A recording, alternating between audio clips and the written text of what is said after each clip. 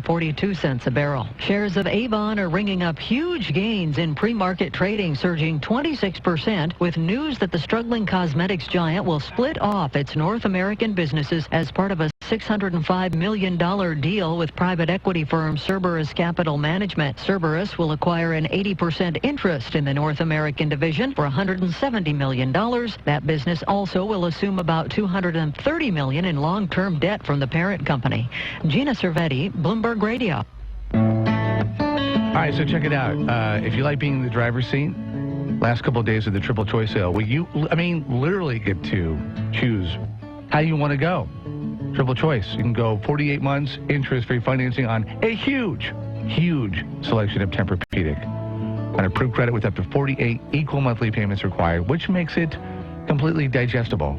Or choose to save hundreds on Simmons Beauty Rest and Sealy Posturepedic.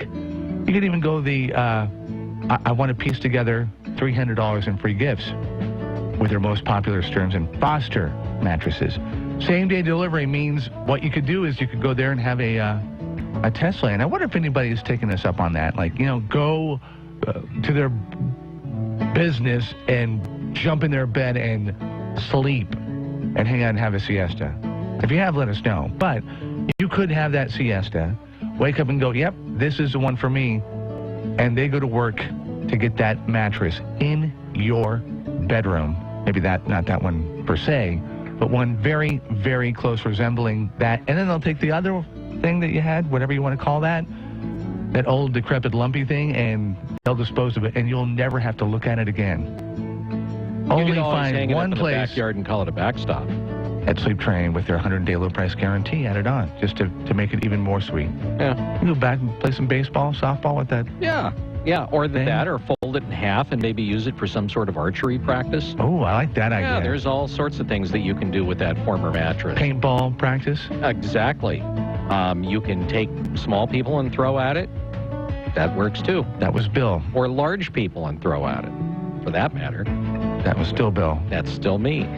Anyway, go on down to Sleep Train, save some money, get a great mattress, and get the gift of sleep for the holidays and beyond.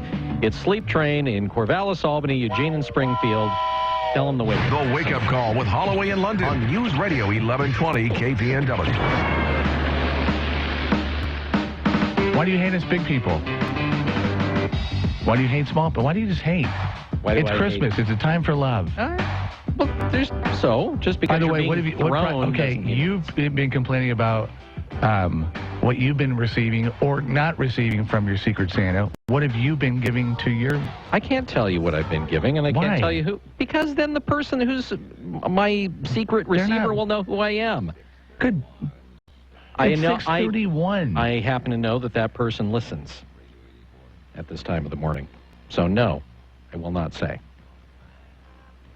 Good? Is it good? Good things that you've been giving them? Yeah, actually things tailored for them. Just because I bring it up? For him or her. For him or her. You had to fix that one. The Secret Santa, I just want to say, if I'm scoring along at home, I've heard 3, yes, I love my Secret Santa. Or thank you, Secret Santa. And I've heard about 7 complaints. 8 if you want to count one person making repeated complaints. And most of it has to do with not what they received, but that they haven't received anything. The Secret Santa thing here is where you have to shower them every week. With a gift. With a gift. And then they get a big one at the reveal party. Is that going to be televised? I think so. Are we doing a remote there? Yeah, well, it'll be on our stream. Right here. Okay. Which you're seeing. And by the way, I wish so badly that it was in 3D. If our stream was in 3D, I'd be a happy man. You're like a kid over there. Ever since we did stream, we've got a monitor that's about 28 inches, and it's right in front of Bill, and he plays with it and looks at himself incessantly. You're worse than a 12-year-old girl. I wish it was, like I said, I wish it was in 3D. Right now, if it was in 3D... So distracting. If people in actually... In 2016, I'm going to put a tablecloth over it so you don't have to... If you look at the stream right now, you'll be saying to yourself, God, I wish that was in 3D. How do they get to this train? Well, they just simply go to the KPNW.com, and then they just go to the stream from there. It's all 3D. I know, you're wishing right now, for those of you that are sitting there watching, you're wishing, God, I wish this was in 3D. If this was in 3D, this would be better than any action movie. Do you have it up on the stream? Are you looking at the stream right now? Tell me that wouldn't be awesome in 3D. You're getting forked by Bill. That's right. 6:33. All right, just to kind of overview it, let you know. By the way, what did you get from your Secret Santa? What did I get? Yeah. Nothing. I haven't received one thing. Oh, that's why you brought it up. I'm also not doing it, though. No. I had to. Aren't you administrating the Secret Santa thing? Aren't you the administrator? Aren't you the one that's supposed to keep the Secret Santas in line? Yeah. You're doing a crappy job, well, if I may say so. No, my sole job was to pass out Secret Santa so people wouldn't know. After that, my job is done. I just have to sit back I will and be watch honest people. that I don't think the Secret Santa thing was terribly well described beforehand, and the implementation may be a little bit on the iffy side. Just saying. If this was a government organization, I would say pretty much par for course. Yeah, I was just going to say that. Yeah, this is about right if this were a government organization. Yeah. So. Yeah, things kind of came out of left field, and I think there wasn't a consensus. I'm going to say that probably if things keep going this way, that our Secret Santa program probably will have a number of unfunded liabilities as we get towards the end. There will be some sort of... Some furloughs coming? Oh, yeah, there will be furloughs coming. I'm assuming that, the 6% pickup is going to be implemented. There's going to be a variety of things that deals with our Secret Santa program that's just pretty soon it's horribly gunny. It's going to be built in like PERS. Well, right. And then we're gonna find out that we're like, on a statewide basis, that we're like 49th in the nation in Secret Santa programs. That we're like number 49 or 50, and the only Secret Santa program that's worse in the entire country is going to be in some place like Arkansas. Actually, Arkansas has a pretty good setup down there. Oh, do they have a good Secret Santa program? Yeah. All right. They well, got it then down. Kentucky or Tennessee. By the way, I'll throw this out there because I know it's supposed to be a beautiful thing of giving, and we're supposed to be talking about, Secret Santa. It's just a great way to give of yourself and to, maybe even make a new friend. But I've heard more than one situation here where that hasn't happened, and maybe you have a similar situation at your workplace. Or maybe you phased it out. 1120kpnw@gmail.com. I was in line to do a Christmas party, do music for a Christmas party at a business, and was excited. Everybody was on board. I've done stuff with them before, and they were, I couldn't wait. Found out a couple of weeks after that initial, hey, you want to do this? That they canceled the whole thing because I guess alcohol was an issue, and there was maybe some folks that didn't want to have it there at all. Yeah. And so instead of just going, okay, this is what we'll do, some kind of negotiation, we'll just do a little compromise, they nixed the whole thing. So no Christmas party. Hey, stand by. Tanya J. Powers from Fox News Radio. Have we had her on before? No. Tanya J. is coming up. I love the fact that her name contains an initial. Initial? Yeah, that makes her sound really badass. Yeah. We'll find out just how badass coming up next on 1120 KPNW. It's time for Discount Windows Win-Win Sale, Lee. I remember that one, Vic. Customers win by receiving 10% off our professional installation, and we win by keeping our install team busy all year long. That's right, Lee. Folks, at Discount Windows, get 10% off your window installation booked through the end of January. 10% off our already competitive install prices. That really is a sweet deal. Discount Windows carries Energy Star rated windows that may be eligible for a rebate from your utility company. We're working with Energy Trust of Oregon to help you reduce energy costs and improve comfort in your home. We're doing our part to help lower your monthly utility bills. Don't miss Discount Windows Win-Win Sale.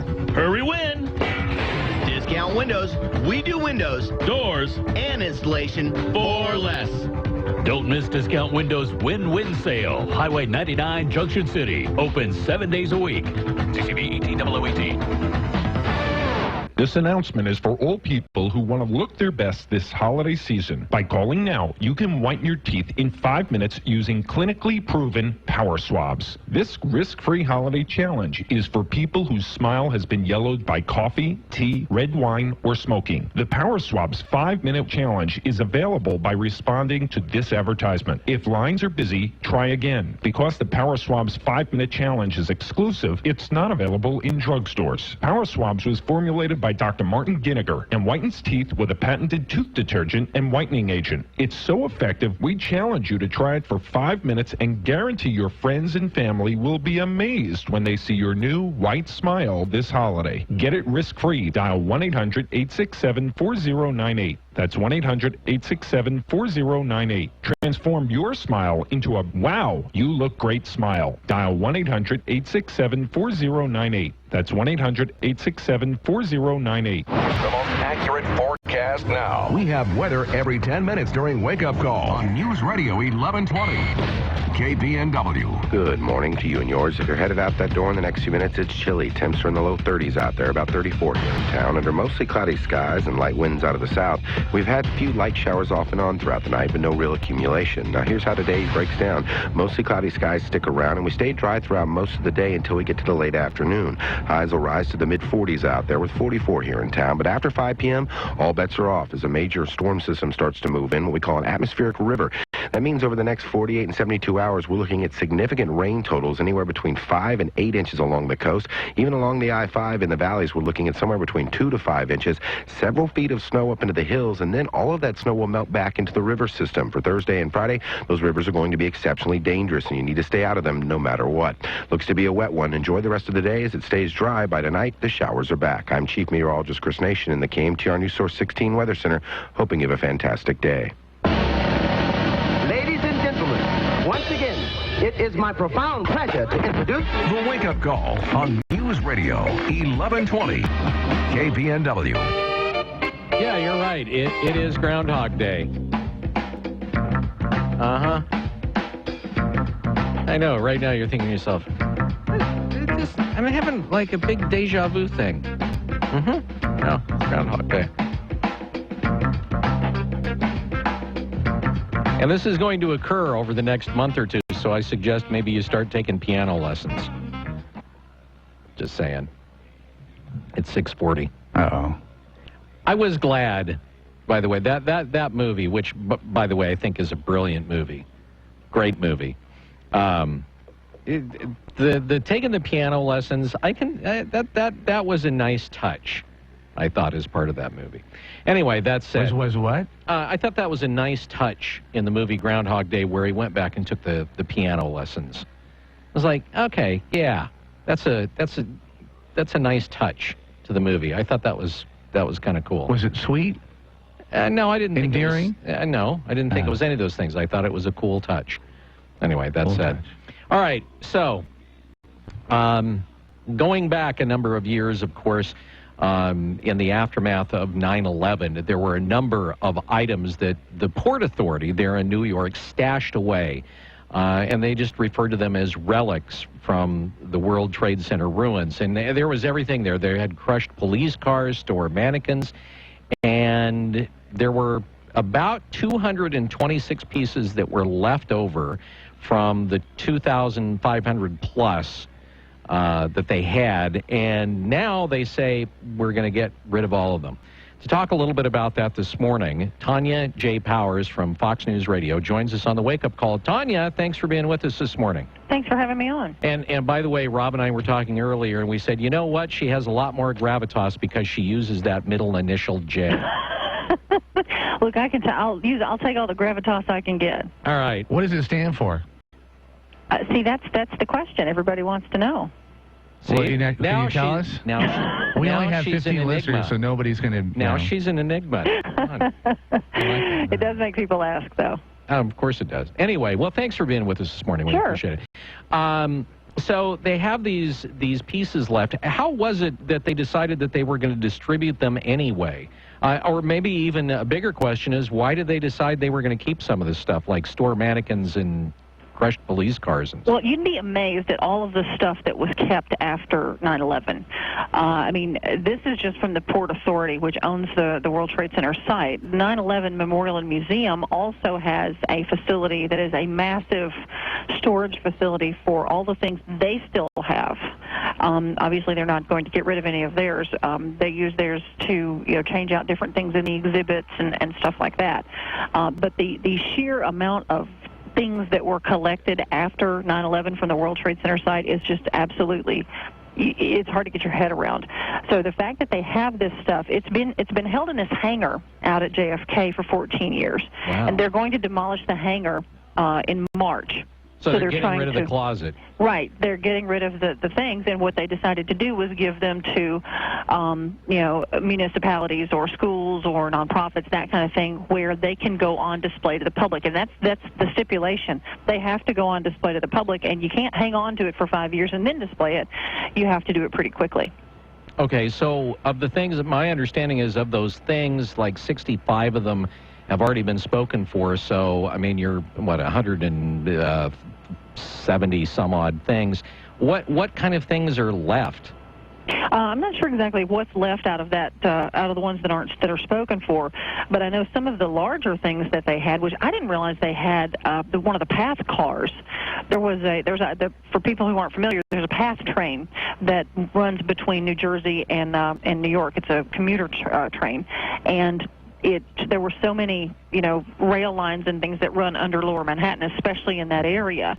This was the last train that had pulled up before it happened. So this was the one that was kind of, I guess, stuck down there. There is a car from it that they had in this hangar, I guess. It has now been sent to the Trolley Museum of New York. It was apparently intact. It did not look like it had been crushed or any of that, which is amazing in itself. But that's been sent to the Trolley Museum of New York. It was taken up there on a flatbed trailer yesterday. And I talked to the president of the Trolley Museum. He happened to be a subway conductor on 9/11 here in New York City. And he helped with the cleanup for about a week after the attacks, until they made all the subway workers, go back to work. But he helped take investigators through what was left of the tunnels and, all of that down there, and kind of go through the debris because that was, the underground part was massive as well. Did you go out to have you been out to that hangar and looked at the stuff? I did not get to go out to the hangar. I would like to before they give everything else away. I know that there's part of an antenna that was on the North Tower. I'm not sure if that's been spoken for or not. There are also other pieces of the antennas there that they had, because the big one was just massive. They have part of that in the 9/11 museum, and I think part of the same one in the museum in Washington, D.C. So is any of this stuff going anywhere but the Eastern Seaboard? Do you know if any of it's being shipped, like, say, I'm sitting there thinking of the antenna, and I'm thinking, there is a radio museum, I believe it's in Ohio, that would be a perfect thing for it. Is the stuff just to stay in locally, or are people actually... No, I think it's going everywhere. I know there's been a school that got something, not necessarily in this area. I can't remember what state there were. But kind of going hand in hand with this is the Zadroga Act, which had it's part of the new budget that's being signed into law, the extension of the Zadroga Act. That is the one where they gave the 9/11 health care to the first responders and that kind of thing that has been about to run out. The reason I bring that up is the people who are listed in that medical database of people who are eligible for help through the Zadroga Act, which is hard to say for me. Every congressional district in the United States is represented in that list. People who came here to New York City after 9/11, they came from all over the United States to help with the cleanup.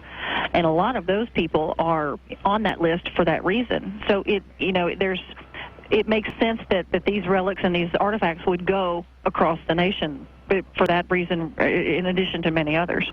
So if folks are interested, say they have a museum or, like you said, a nonprofit, a school, university, something like that, how do they go about getting their piece of 9/11 history? I would contact the Port Authority of New York and New Jersey. They're the ones who own it and have the they're the ones giving them out and are deciding what goes where.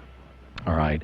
Fascinating story, Tanya. Thanks for joining us this morning. We appreciate it. Sure. Thanks for having me on. All right. You take care. Tanya J. Powers from Fox News talking about this, if you will, remainder of items from 9/11 that the Port Authority has been hanging on to in New York City, and they're basically dispensing of the stuff. So I just saw that and thought, that is just kind of so off the beaten path of things that normally get discussed that I kind of wanted to have her on to talk about that this morning. It is, it's hard to believe that it happened that long ago. And how fast the time has gone between then and now. I mean, it really is. It's amazing. I mean, we're almost 15 years out of it.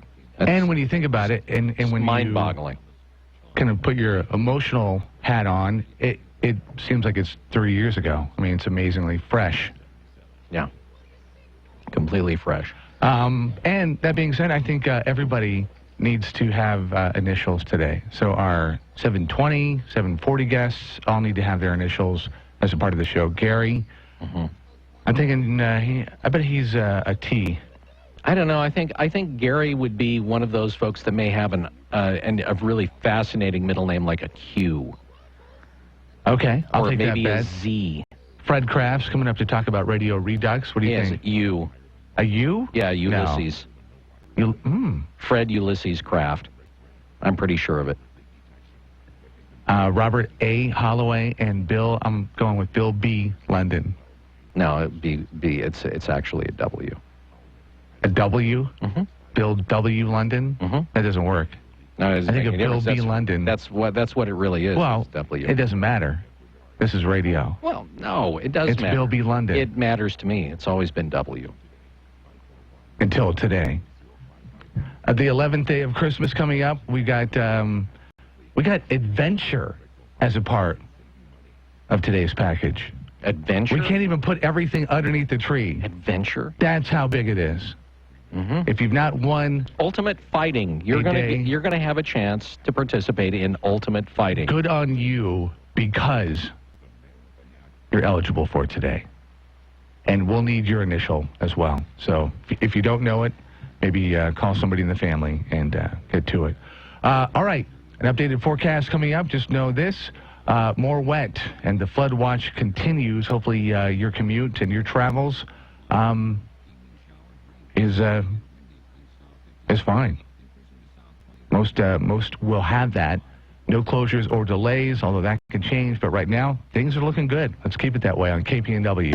Northwest Alternative Health Eugene's premier medical marijuana clinic has a new location. Yes, we've moved to 1675 West 11th Suite B on the corner of 11th and Chambers. Having a medical marijuana card gives you exclusive access to medicine otherwise not available for recreational users, lower prices at the dispensaries, and higher limits for possession and growing. To get your card, drop by our new location or give us a call at 888-920-6076 or visit us online at ommpcard.com. Hi, I'm Eric Harple with Realty One Group. You've heard our ads with Glenn Beck and Lars Larson for years, and like they said, I have been the top real estate agent in Lane County for more than 5 years. But honestly, who cares? What I care about is helping you get your home sold for the most money possible within your time frame. My team and I help more home sellers sell than any other agent, and most at full price or more. How? Massive marketing. When you're number one, you can do things the others can't. I'm not bragging. I'm applying for a job. I want to be your realtor. And if you're not happy, fire me.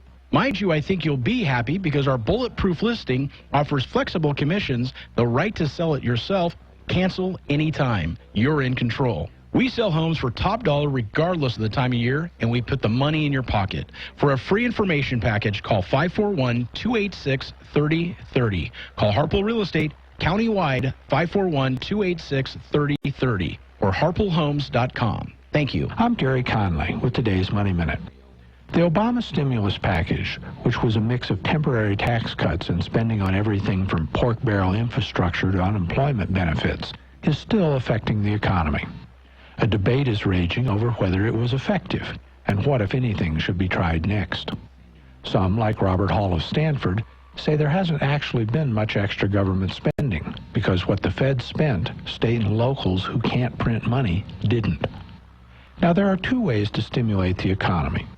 One is through government spending, and the other is by cutting taxes, leaving more money in the hands of individuals and businesses. But either way, the government has to borrow to fund the deficit. A third choice is raise taxes and cut spending, which might help address the deficit, unless, of course, higher taxes further dampen the economy, causing collections to remain the same or fall. A study done at Harvard of 91 stimulus programs in 21 developed countries between 1970 and 2007 found that tax cuts are more stimulating. But the current administration is headed off in the opposite direction, and so is likely to make things worse, not better. Here's the nugget. In the short term, it's politically expedient to spend and raise taxes. That's a particularly deadly combination over time. But with an election looming, it's what you should expect. I'm Gary Conling, and that's today's Money Minute. Happy holidays! Compare and save at American Mattress. Save on a new Beauty Rest Recharge Queen Set and experience recharging sleep for just $6.99. Enjoy holiday savings in Eugene on West 11th and Springfield right next to Best Buy. American Mattress, where you'll always find a good deal on a great night's sleep. It's the latest wake-up call market news. This is the KPNW Business Report. This is a Bloomberg Market Minute. Stocks advance on Wall Street, extending the longest winning streak since October for the Standard & Poor's 500 index. Investors waiting for an end-of-the-year rally got a present from the Federal Reserve as the benchmark index began the second half of December with gains that nearly wiped out its loss for the month, setting it up to close out the year in positive territory with 10 trading sessions to go. After surging 1.5% yesterday, the S&P 500 is up 0.1%, 2 points to 2075. The Dow shaving off 3 points to 17,745. The Nasdaq adding 10 points to 5080. Treasury prices up 9/30 seconds. The 10-year yield at 2.26%.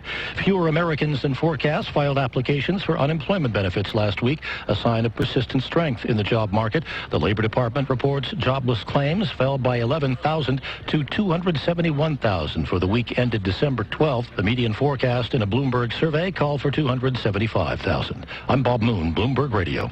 Ice cold, refreshing. Now it's not the weather. It's Pepsi giveaway time at Three Rivers Casino Resort. December 1st through 28th in Florence and Coos Bay. Get a 6-pack of Pepsi for every 1,000 points. Plus a chance to win a custom Pepsi cooler. Visit threeriverscasino.com for details. It's free Pepsi time in December because things are luckier here. Then get ready to celebrate. Yes, the roof is on fire this New Year's Eve at Three Rivers Casino Resort. Dance all night to 2 free parties featuring the High Street Band and Jonathan Harris Band. Don't miss the exciting balloon drop at midnight. 2, 1, Happy New Year!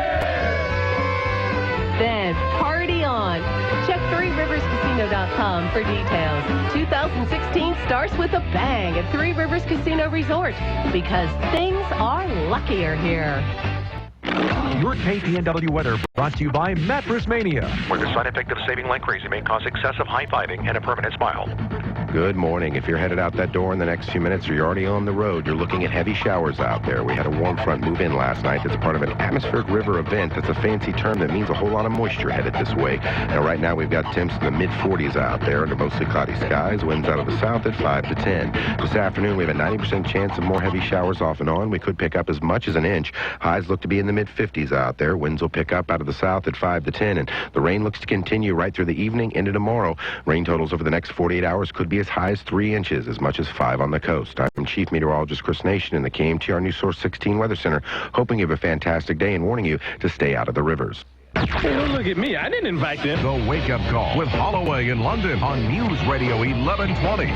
KPNW. Countless victims of human trafficking walk among us, invisible until now. The Blue Campaign provides a unified voice for those who work to combat human trafficking. It's time to open our eyes. Learn what you can do by visiting dhs.gov/Blue Campaign. Former GM executive Bob Lutz is still held in high regard in the car industry. He's the father of the Chevy Volt, the first GM electric car. Now, at a recent Automotive News Roundtable, he blasted their new electric car, the Chevy Bolt, and other electric cars like it. The media didn't report it. A tiny conservative website called the National Legal and Policy Center did.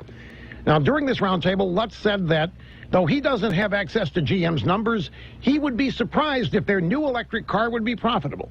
He says if you look at what it costs to run the 200-mile range car and its sales price, the numbers just don't add up. He also questioned the auto industry's use of lithium-ion battery technology and the government's mandating electric cars be forced on the public. He said people don't want them, and they're not profitable. Perhaps most important, he revealed how consumers get hit. He said that a full-sized SUV that sold for $42,000 a few years ago now costs $65,000. An Escalade can easily sell for $100,000, and that's because car companies price their SUVs way up to recover the money they lose from the cars government makes them sell that nobody wants. Now you know why the drive-bys ignored his comments. But the secret is out, so think about it. The next time some leftist politician touts clean energy cars, they're total losers that would not make it to the marketplace on their own merit.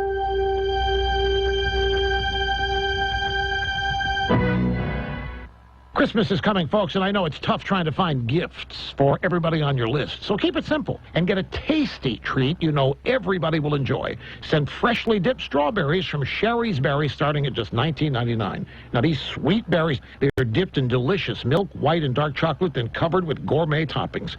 Sherry's Berries has holiday gifts that'll bring joy to everyone on your list. Make gifts even sweeter by adding cookies, cheesecake bites, and truffles. It's the perfect gift to send family and friends or order them for your own party. Now, listeners can double the berries, just $10 more. And I love Sherry's Berries. Hurry! You don't want to miss this incredible offer from Sherry's Berries. Visit berries.com. Click on the microphone in the top right corner and enter my name. That's Rush. That's berries.com, berries.com, and enter Rush. Or call 866-FRUIT. Fox News, fair and balanced. We report, you decide. On News Radio 1120 KPNW, Eugene, Springfield. Fox News Radio, I'm Dave Anthony. You can see why we're scared to death that this administration, the Department of Homeland Security, the State Department, is not protecting the American people. Republican Jason Chaffetz starting a House hearing into the U.S. vetting process, saying the woman in charge of approving visas for people coming to America couldn't answer a single question his committee asked last week. I don't know. I'll have to get back with you. All the promises she made, by the way, she didn't fulfill. Now, one administration official has just testified there are 3 pilot programs doing social media screening for applicants. Some schools in Indiana have been closed after getting threats, just like in L.A. 2 days ago. Other cities have been threatened too. Fox's Evan Brown live in Miami. And Dave, schools in Dallas are open after police realized threats received last night were not credible. Michael Hinojosa is the school's superintendent in Dallas. Some staff members at a couple of our schools got some information that they felt was important to share with us regarding a terroristic threat. The same for Houston and here in South Florida, both in Miami and Fort Lauderdale. But 2 Indianapolis suburbs, Plainfield and Danville, are telling parents to keep their kids home. Dave? 7 charges could come today against the former neighbor of the San Bernardino terrorist, Syed Farouk. Police have said Enrique Marquez bought the guns used in the attack. The Obama administration takes another step toward normalizing relations with Cold War enemy Cuba. Fox's John Decker live at the White House. Thanks to an agreement reached last night between the U.S. and Cuba, U.S. commercial airlines may soon begin operating flights to the communist-ruled island for the first time in decades. With technical details still being worked out, it will probably be 3 to 6 months before U.S. carriers can begin selling tickets to Cuba. U.S. travelers who want to visit Cuba would still have to qualify under one of the government's 12 categories for legal travel to the island. Dave? John, in an attempt to bring peace to war-torn Libya, members of rival parliaments have today signed a UN-brokered deal to form a unity government. Fox News Radio, fair and balanced. For over 35 holidays, Sherry's has been making award-winning pies for Northwest families. Wrapped in their red and green boxes, Sherry's pies put a delicious exclamation point on your family's holiday meals. Because memorable holiday feasts get that way with freshly baked berry and pumpkin pies. They're also a great way to take folks' minds off the boss's flashing red tie at your office party. Sherry's Cafe and Pies. Order your holiday pies at sherry's.com and take Sherry's pies home for the holidays.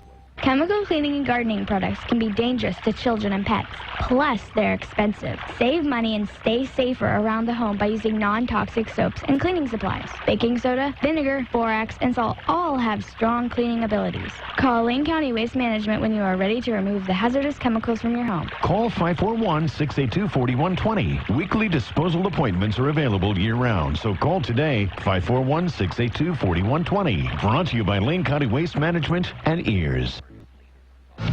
Stocks are down a little after a big rally that's gone on all week, fueled by the Fed. Fox Business Network's Nicole Petalides live on Wall Street. We are seeing stocks to the downside after 3 days of gains and a rate hike.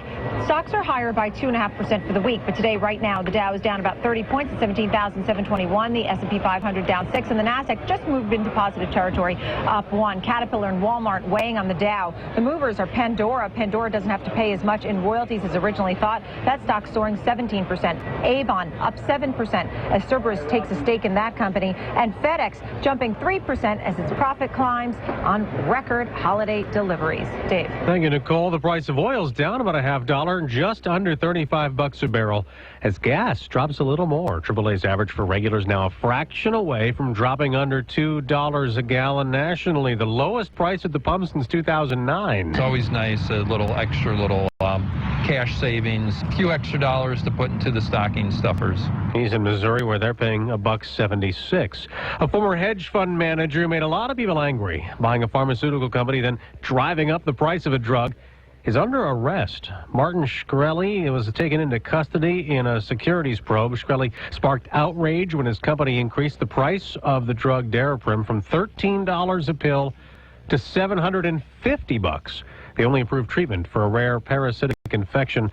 Under fire, he said they would cut that drug's price, but only to patients. Insurance companies still have to pay big sums. In the NBA, the Warriors are back to winning. January 25th here at Oracle. Bogut to Curry, flipping it in. What a nifty play. Stephen Curry scored 25, but Klay Thompson put in 43. Golden State bounced back from its first loss of the season by scorching the Suns on ESPN. The defending NBA champs had started the year 24-0. I'm Dave Anthony, Fox News Radio.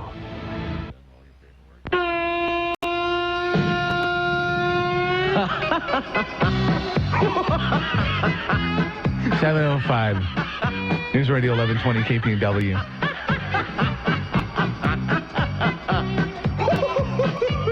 A double check of the roadways, the highways and byways of our listening area. Things looking relatively okay. Higher elevations, you might come across something. I-5 near Sutherland, milepost 136.5. Apparently the southbound lanes are headed through a little bit of high water on the highway, so just be cognizant and courteous and careful, because we care about every single one of our 15. I'm just going to tell you that right now. Coming up next hour, our 11th day. If you can believe it, we've gone through 10 already. Tomorrow, the final, the 12th day, and bringing that that exciting contest to a rousing end. Somebody just said something about the 12 Dats. It's like, that sounds like something from New Orleans. I think they misspelled days. I'm thinking, yeah, the Dats. The Who 12 Dats. Dats of Christmas. Who Dat? Yeah. Are you familiar with the Who Dats? You know Who Dats? I think it has something to do with saints, doesn't it? Are you just making that up, or do you think you No, think that's right? I think that's right. That's absolutely right. Okay, so yes, showers and more showers, wet through tomorrow, heavy at times. It didn't stop. I mean, I woke up a couple of times and it was still coming down, which is great fun when you have, the dogs that need to go outside and say hello, to have to clean them and take 20 minutes so that they're not getting over all your white stuff and everything, the nice mud. But that's, I guess, what we're used to at this point. Going to talk to the president. We got a president coming up. Not every day you get to talk to a president. And we got somebody from Agrarian Ales coming up. Ooh, nice. Been thinking about them for a while. So Todd's going to come in and talk about Agrarian one Ales. of their new brews. And if I'm not mistaken, it comes out today or tomorrow. So this is monumental. So we're ahead of the curve. So we're on the cutting edge of local beer. At least in your 8 o'clock hour, you might want to add that to your newscast. The cutting edge of local beer. That is us. It's nice to be on the cutting edge of something. Radio Redux in 12 days. It's all going to be nicely packaged. Yep, Fred Ulysses Kraft will be coming in. With Bill B. London on the news coming up. No, it's W. Sorry, it's not Bill. Bill B. W? Yeah. Bill W. London. Anyway, that's Takes too long. No, it doesn't. I like it. How about Bill Dub? How about William? I'll get back to you on all of those.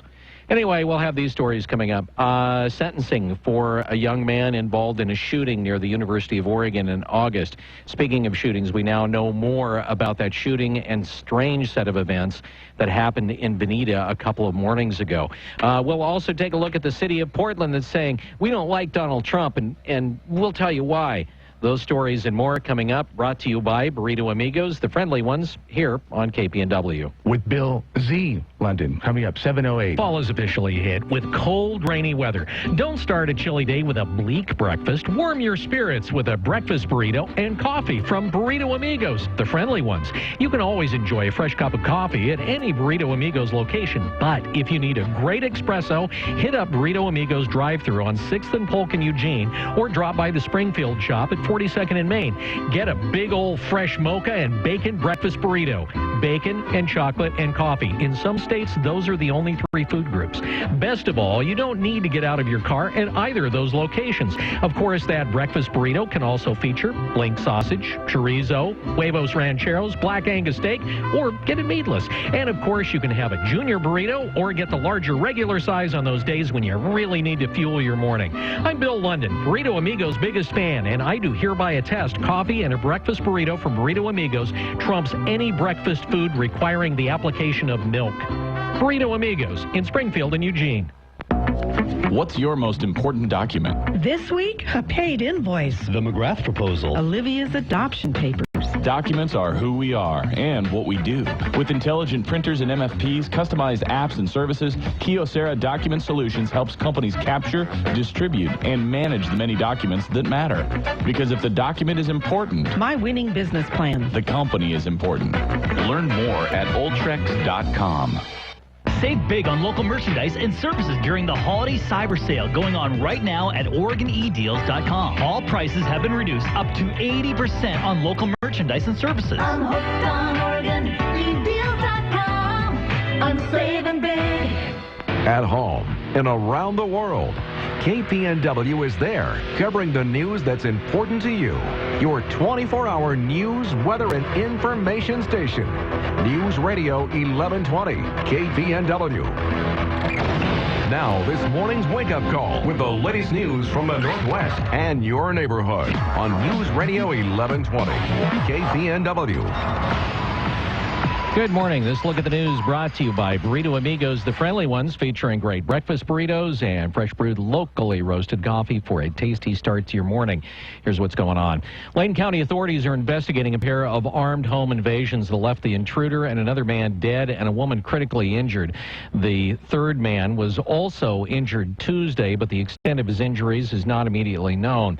Now, the Lane County Sheriff's Office confirms that 59-year-old Wesley Dale Moss died of multiple gunshot wounds. He was in a second house. The first house, the assailant tried to get into, was firing off rounds, was unable to get into it, and then went to the Moss house. The sheriff's office says that 32-year-old Nathan Lee Sunderland was the man firing the shots as he tried to force his way inside those 2 Bonita homes on Tuesday morning. Authorities say that Sunderland fatally shot Moss, critically injured Deborah Ann Alexson, Moss's wife, and then killed himself. Sheriff's Captain Spence Slater said in a statement the relationship between the people involved is yet to be determined, but that Sunderland may have previously worked for Moss and Alexson. Zachary Beauchamp is going to jail. The Springfield teenager was found guilty last Friday on manslaughter charges. In August, Beauchamp was at a party with friends at the Commons apartment near the U of O. Beauchamp fired a pair of rounds through an apartment door and wall, with one of the bullets hitting 17-year-old Justin Gardner in the head. Beauchamp admitted to firing off the rounds, but said it was in self-defense. Prosecutors claimed it was a case of gross recklessness on the part of the teen. Yesterday, Beauchamp was sentenced to 10 years in jail, the minimum sentence for a Measure 11 crime, and will also end up on 3 years of post-prison supervision. All right, so the National Weather Service says that we've got the possibility of flooding today and tomorrow. Going to stay in a really active period. So we have actually an atmospheric river setting up, and so that's just going to be pumping a lot of moisture in, subtropical moisture actually, and it's going to just keep us very wet and pretty moderate temperatures.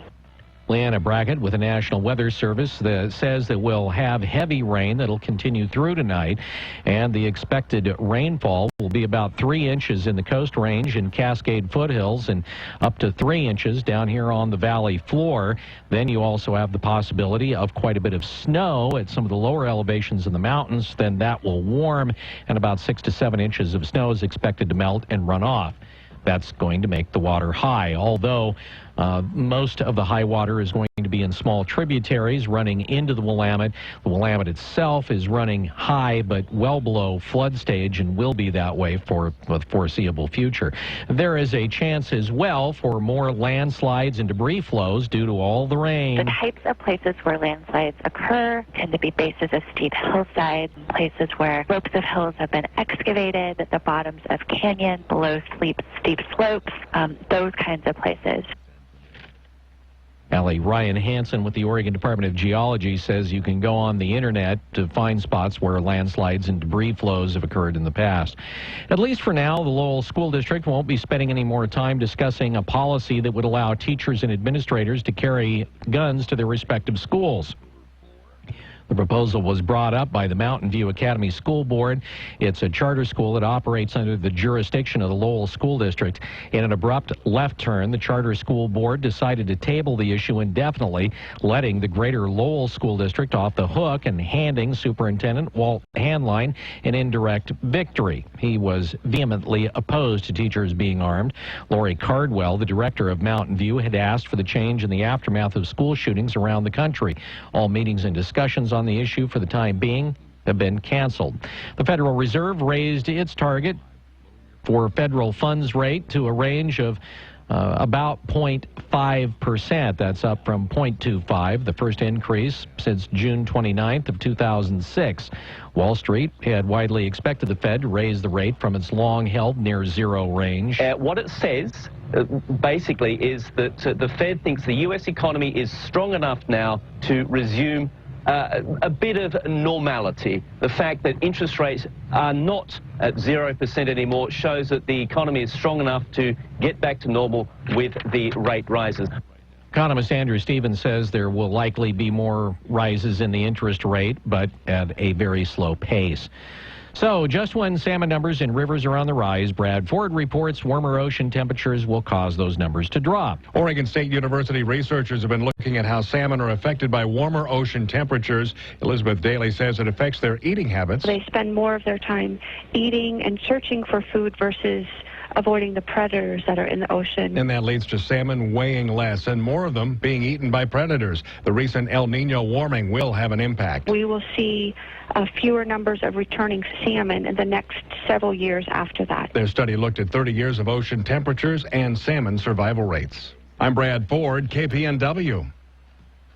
Oregon Senator Ron Wyden, who, in case you haven't heard, is running for re-election, has gotten bipartisan agreement on a bill that will help reduce the cost of college. The Partnerships Act makes a tax credit permanent. This legislation means that students and their families in Oregon and nationwide will now be able to plan for the cost of college without fear of the government changing the rules on them. The tax credit is worth up to $10,000 over 4 years for qualifying families. In Oregon, the average student graduates with about $25,000 worth of debt. Welcome to the working world. A bipartisan group of Oregon and Idaho senators praised congressional leaders for boosting wildfire funding in a year-ending spending bill and vowed to continue pushing for a long-term solution. The bill directly funds firefighting at 100% of the 10-year average of firefighting costs. Additionally, it contains about $600 million in rollover reserves that can be used in the event of a catastrophic fire season, which will reduce the severity of what's called fire borrowing by the U.S. Forest Service and the Interior Department. Now, those same legislative leaders say, though, that the bill lacks a long-term solution and doesn't free up any new funding for fire prevention or holding down long-term firefighting costs. The bill treats the largest and most destructive wildfires as natural disasters by allowing agencies to use funding from a disaster funding account similar to the one that's used to pay for hurricanes, tornadoes, and the like. The Forest Service and the U.S. Department of Interior estimate that the largest 1% of fires accounts for over 30% of fire budget costs. Well, the city of Portland, or make that the city councilors of Portland, are taking a stand against Donald Trump and his call to ban Muslims from entering the country. Mayor Charlie Hales is angry at Trump and verbally wags his finger at him. There is poisonous speech in national politics, Mr. Trump in particular, and where we need to stand on behalf of the values that this city loves. So the council passed a resolution showing support for the city's Muslim community and welcoming all refugees and immigrants to the city. Now, originally, this resolution was called an anti-Donald Trump resolution, but they had to change all the wording of it on the advice of the Secretary of State's office. The resolution is passed, focuses more, at least verbally, on supporting the Muslim and immigrant community, but it still includes a thinly veiled reference to Trump's call for a ban on Muslims entering the U.S., but it doesn't name the candidate outright. You see, the Secretary of State's office told city officials that a staff-prepared resolution cannot use Trump's name because state election laws prohibit public employee time from being used to support or oppose a political candidate. In other words, think about it. This is all political. The original resolution aimed to, and I'm quoting, censure Donald Trump, and referred directly to Trump's, and I'm quoting again from the original resolution, vitriolic and divisive comments. The new resolution says Portland doesn't tolerate hate speech and welcomes all immigrants and refugees.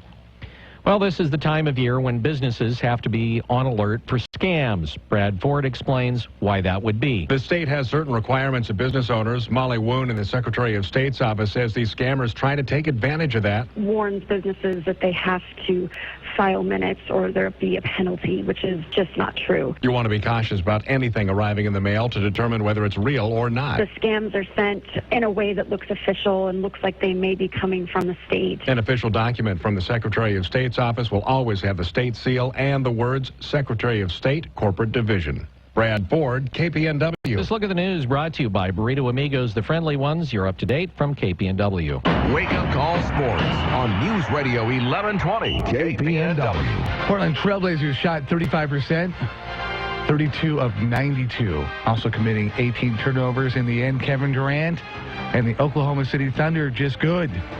Blazers not so good, missing 60 shots.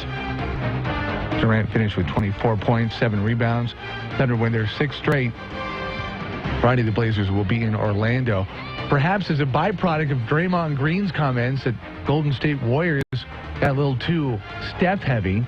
Somebody else carried the load last night. Klay Thompson, 27 points in the third quarter. He finished with 43. Warriors absolutely all over the Suns, 128-103.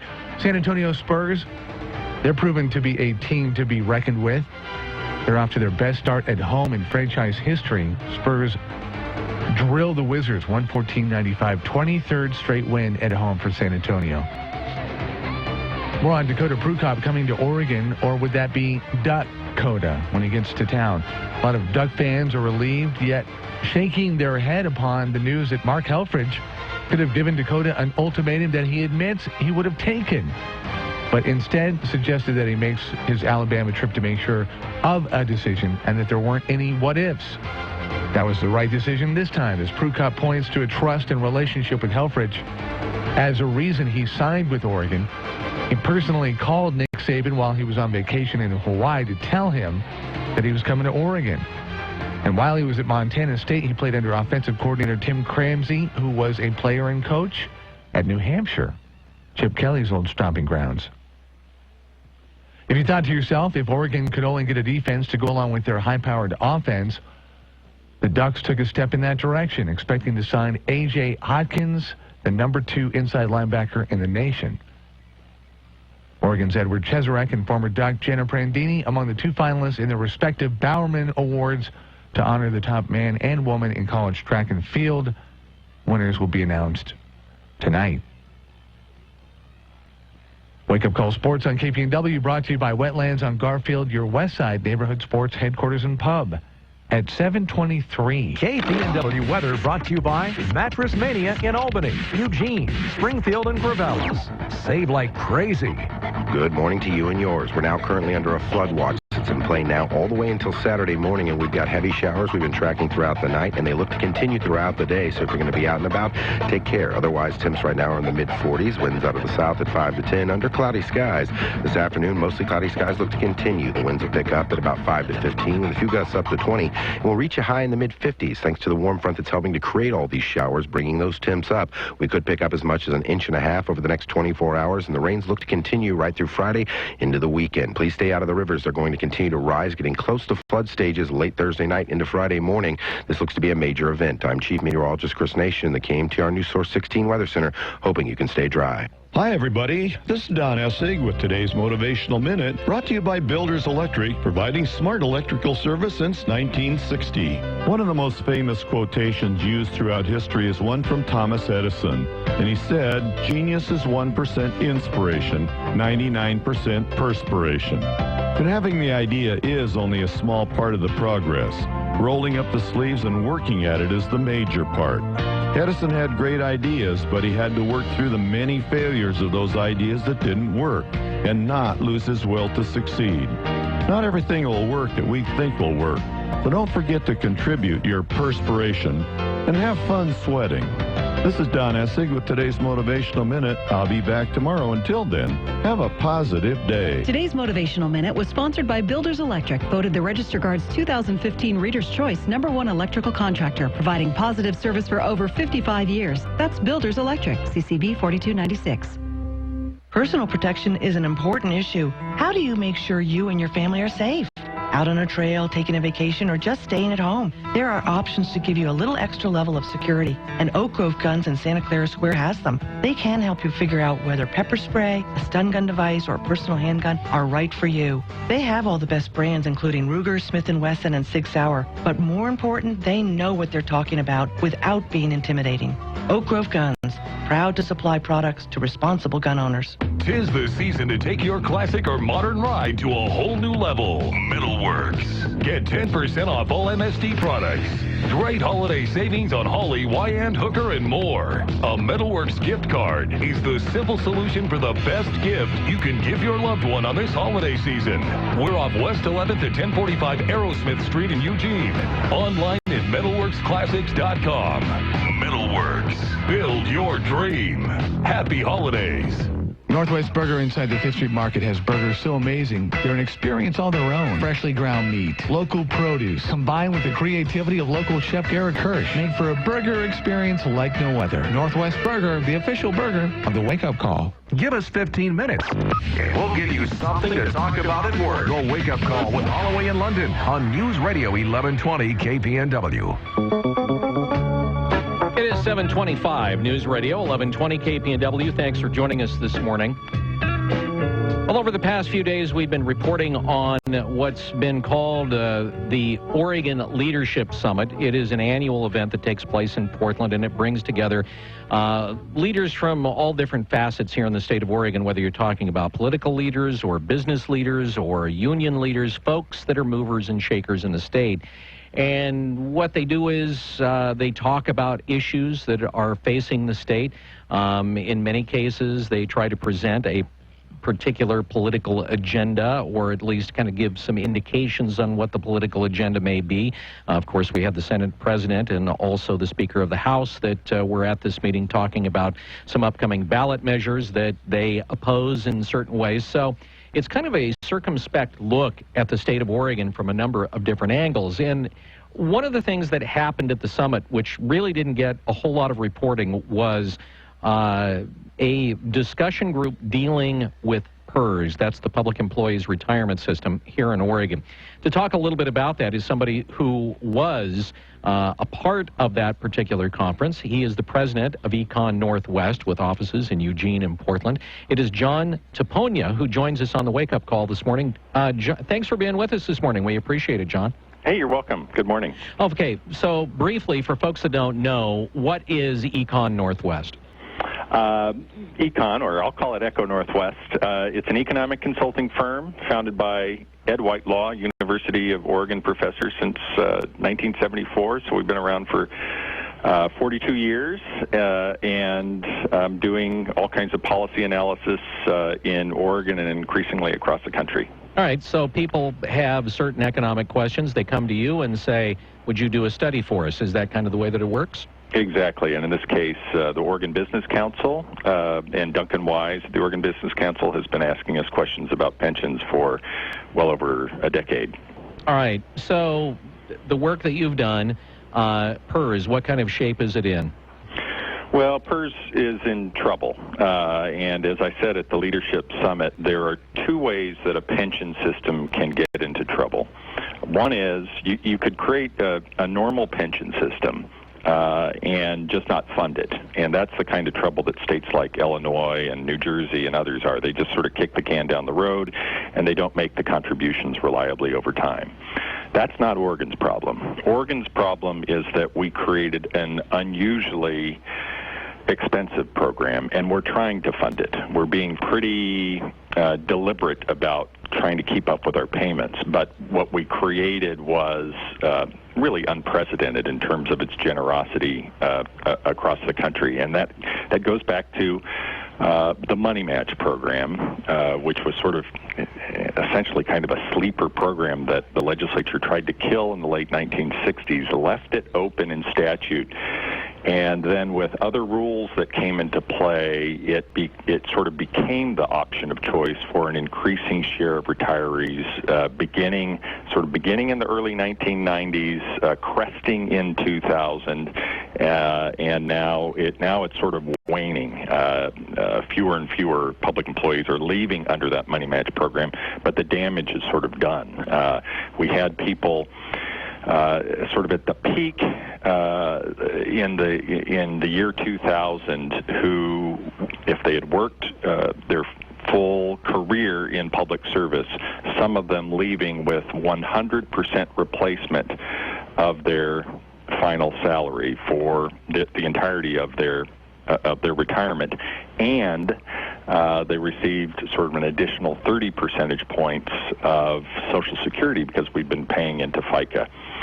So a typical, if I go up to Washington State, for example, a typical program, defined benefit, would be replacing about 50% of salary, and then add Social Security, you get to 80% of salary, and that's where investment advisors would say it is a reasonable target in that space because you have lower living expenses when you're older. Typically, you've paid down your mortgage, you don't have as many transportation-related expenses, those kinds of things. So, long story short, essentially, you retire making more than you did when you were working. For a select few, and then other people who were, sort of partial career employees, also sort of winning what I would call almost a pension lottery of sorts. Folks who worked maybe 5 years in the late 70s and early 80s, but kept that money in there, and it was growing in this unique set of rules, and end up, after having worked 5 years in the late 70s and early 80s with a benefit that's, say, $25,000 a year into perpetuity until they die, with a cost of living adjustment. So, just extraordinarily, for the most part, accidental. I'd call it a generational mistake, accounting mistake that Oregon made. Some of it was sort of known and intentional as the PERS board, the governing board, credited large investment returns during the 1990s. I think some people knew at that time what they were doing, but for the most part, it was... some people knew what they were doing. That's a nice way to couch the term. There you go. Some people knew what they were doing. Okay, go ahead. I'm sorry, John. Well, but I would say that during that era, even the actuaries who were giving advice to the PERS board and to the Oregon Investment Council that manages the funds, et cetera, and to legislators and the governor, really didn't know what the state had gotten itself into. And that puts us where we are today, with what is estimated at about $18 billion of unfunded deficit. And at least according to Steve Roadman, the PERS executive director, he's saying that the payments that government agencies are going to have to make are going to go up by 20% in each of the next 3 budget cycles. So over, 6 years, we're looking at 60% in increases? Yeah, so this can get confusing in terms of sort of the way that you put that with the percents. I'll characterize it as a percent of payroll. So how much does, for example, the Eugene School District have to pay to the PERS system in order to sort of keep up with their contributions? As we sit here today, school districts are paying something in the high teens as a percent of payroll. And that is going to ratchet up gradually over the course of the next decade to about 30% of payroll. Now, historically, if you sort of went back and looked at the 70s, 80s, 90s, school districts were used to paying about 10% of payroll. So that's a big change. And there's 2 things that sort of keep me up at night when I think about this. Number one is that expectation may not be high enough. That's a baseline forecast that says we're going to go from the high teens to 30%. But that assumes that the investments that PERS has continue to earn market returns of 7.5% reliably over the course of the next decade, 15 years. And, you can find plenty of investment advisors that would say in this era of low interest rates and with the aging global economy that their investment returns may not hit that 7.5%. What we've been used to in the past may not be a prediction of what we get in the future. So if they come in less than that, then those rates have to go even higher than the 30%. So that's one thing that keeps me up at night. The second thing that keeps me up at night is we're in a regional economy in competition, in particular, with the state to our north. If you think of, we've got Oregon and Washington, both states sort of share a lot of the same kind of natural amenities and attractions, and people who can stomach the rain that we're dealing with today. If they sort of scan across the region and say, hey, I want to go someplace, I want to enjoy mountains, and I love coast, and I love all these various amenities, but now I want to sort of say, where do I want to put my kids in school? They can go up to Washington State, and that state doesn't have this pension problem. So their rates are, their rates are cresting because of the 2008 financial losses. They're probably crossing over to about 20% right now, 21%. But they're gradually going to decline over the course of the next decade. They'll move back as they pay off their unfunded liability. They're going to trend back down into the teens and maybe even a little bit lower. So look out to, say, 2025 and thereafter, and Oregon schools could be paying 30% of payroll to fund this historic mistake. Washington schools, in the meantime, might be paying something in the teens, so that's a 15 percentage point of payroll difference between the 2 states for a typical school district. And each one of those percentage points is the equivalent of offering a day of school. So essentially what I'm saying there is Washington, with no additional taxation, will have the ability to offer, 10 to 15 days of additional school time relative to Oregon as Oregon tries to pay off this legacy accident. And that's troubling. Especially in, you can imagine, along the border. Yeah. Where, in Portland, folks can just look over the river and see schools that are, that seem to be getting by with lower class sizes, longer school years, more arts. People will forget that this was PERS that was doing it because it'll have faded from the headlines eventually. But they will know that as they look across the river, there's a place that seems to be delivering better public service. It's not just schools. This is all of public service. This is... Yeah, you've just been using schools as an example. Yeah. Because if you are a municipal, county, government, or state worker, you're in on the PERS train.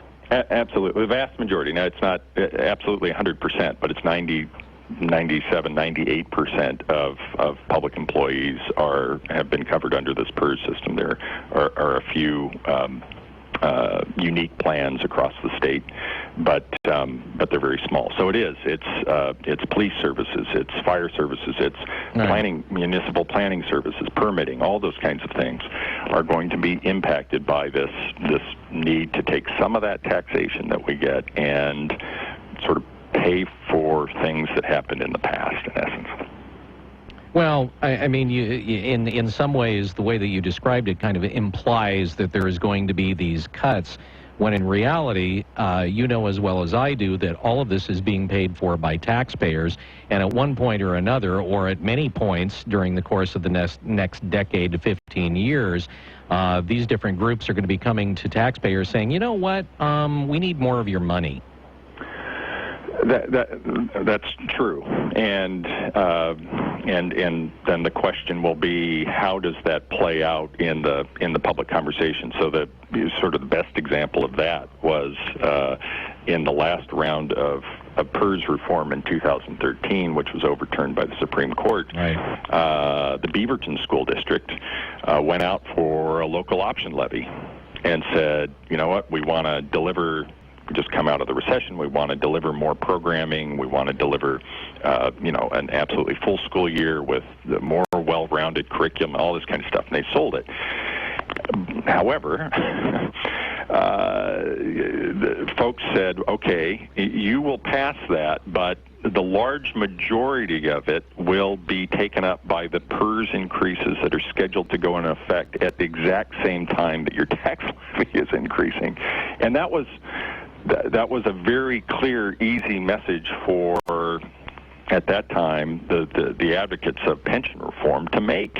Mm-hmm. That you can go out and you can go out and pass this local option, but I can show you through accounting that the large majority of it is going to go to finance this increase in PERS rates, and it's not going to produce any addition. You are not going to feel better about your schools than you did before you passed it. And so that, as these rates continue to tick up, and we've got, 6 to 8 years of that over and over and over again, that's going to play into that narrative of tax increases, because the news is going to trickle out sort of over and over and over again.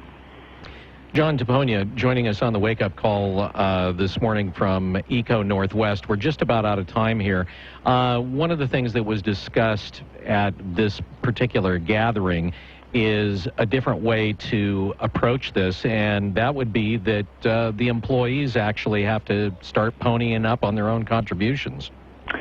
Right, and Oregon is unusual. If you look at census data, states across the country pension systems report in on who pays contributions to help fund the defined benefit programs. And Oregon is at the tail of the distribution with very low shares, zero in the case of PERS.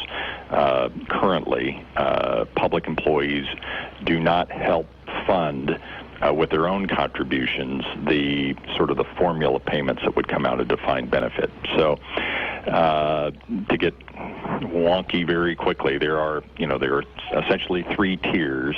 I think the most tangible proposal that's sitting out there today would relate to the Tier 1 and the Tier 2 members who are older active employees, about half of public employees at this point, and would be looking at trying to get some of their employee contributions, which now are sort of funding a 401k style account on the side, bring that back into the system and say, we're going to stop building up that 401k, and we're going to take those contributions and help pay for the formula and the defined benefit pension that you will ultimately receive when you retire.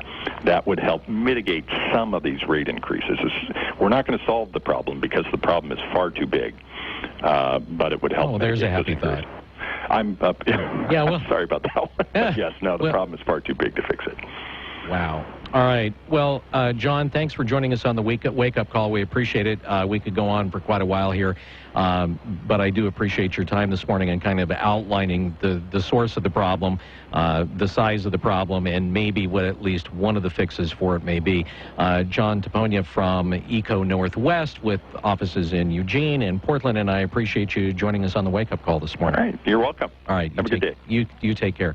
It is 7:42 News Radio 1120 KPNW. With our eye on the stock tickers, this is the Wake Up Call Business Report on News Radio 1120 KPNW. This is a Bloomberg Market Minute. Stocks are lower this morning as investors move past the Federal Reserve's interest rate increase and return their focus to weakness in commodities prices and the prospects for global growth. Commodity shares and consumer staples companies, the worst performers in early trading. Cosmetics giant Avon will split off its North American business as part of a $605 million deal with private equity firm Cerberus Capital Management. Cerberus will acquire an 80% interest in the North American division. Construction companies are facing a labor shortage and an aging workforce. 79% of construction companies are having trouble filling positions for hourly workers, especially carpenters, sheet metal installers, and concrete workers, and that's according to the Associated General Contractors of America. The Labor Department says the construction industry is expected to add jobs at the second fastest rate among industries. That comes after healthcare. Courtney Donahoe, Bloomberg Radio. Tune in to Real Estate Today, weekdays at 5:30 p.m. I'm Bob Nelson, co-host of Real Estate Today. Kurt Large and Evergreen Roofing is my go-to company if I need to understand a roofing system, how to maintain the roof, should it be replaced, and if it is to be replaced, what should be done. He is absolutely the expert's expert. Evergreen Roofing is my go-to company. To find out more about Evergreen Roofing, just go to their website, evergreenroofing.com. You know, those new smart TVs with internet built in are sure convenient. They've got Netflix, YouTube, and Pandora. Yeah, smart TVs give you a lot more viewing options. They do, but I really like our current TV, and it's not that old. You're right. We could upgrade our TV. How? We could get one of those new Blu-ray players with full internet built in, and then hook that up to our TV. Oh, yeah. Do those cost much? Not at video only. They're only $69. And they even receive the internet by Wi-Fi. So no new wires? Right. For just $69, our TV could have Netflix and YouTube and whatever else we like on the internet. Okay, let's go to Video Only and check out these new smart Blu-ray players. At Video Only, you won't find huge stores with refrigerators or dishwashers, but you will find the best deals on HD TVs, Blu-rays, cameras, camcorders, and home theater systems. Shop around. Just make sure you visit Video Only, because if you don't, you'll be sorry. In Eugene, next to Costco. Video Only. Hi, I'm Eric Harpel with Realty One Group. You've heard our radio ads for years, and I've been the top real estate agent in Lane County for more than 5 years. But honestly, who cares? What I care about is helping you get your house sold for the most money possible within your time frame. My team and I help more home sellers sell than any other agent, and most at full price or more. How? Massive marketing. When you're number one, you can do things the others can't.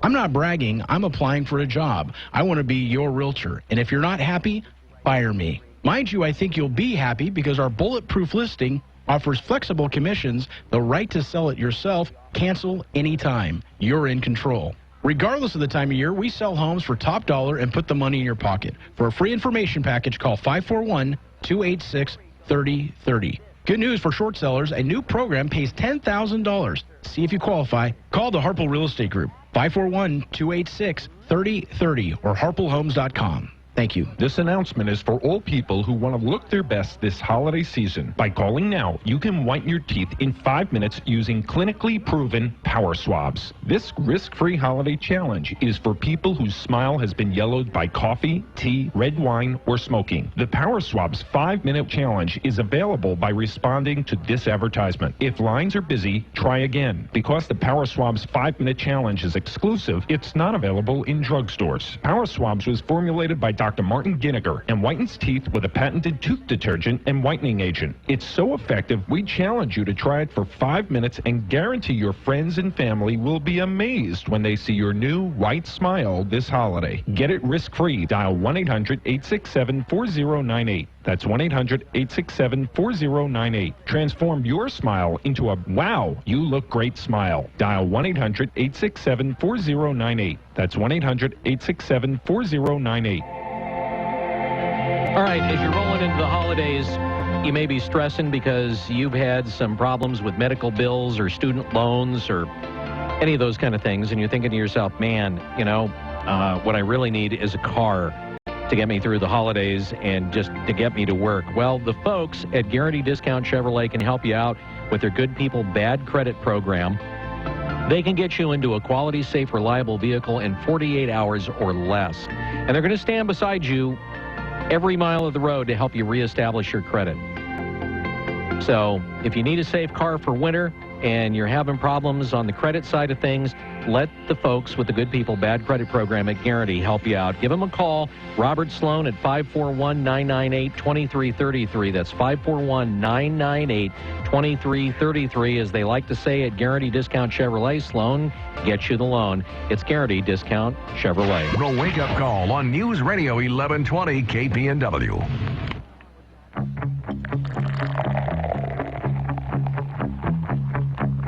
Merry Christmas, everybody.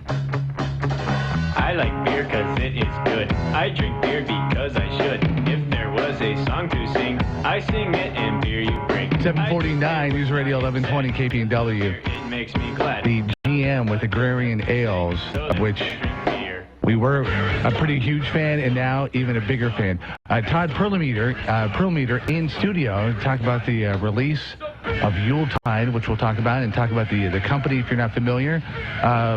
Welcome. Merry Christmas, man. Thanks for coming in. Thanks for having me. And bearing gifts, too. Oh, you got to come with gifts when you come to the brewery. So before we talk about the company, let's talk about you and like your life experience, your history. Who is Todd Perlmutter? I am Todd Perlmutter. I was born and raised in Eugene. My parents are both teachers here in the area, or they were. My dad retired this year, but my roots are deep in this community. I've lived here my whole life, so I'm a passionate Oregonian in Eugene, and it just was a perfect fit when Agrarian came to grab me up. They're a good local company. So how early did you jump on? I've been there for about 2 years now. Okay. And I worked at the beer stein previous to that, so I have some beer experience in that world, and they came and sucked me over and brought me out to an organic farm, which I can't complain with one bit. You haven't left yet. So, I mean, for I'm sure they told stories. I'm sure you've talked to people having worked at the beer stein.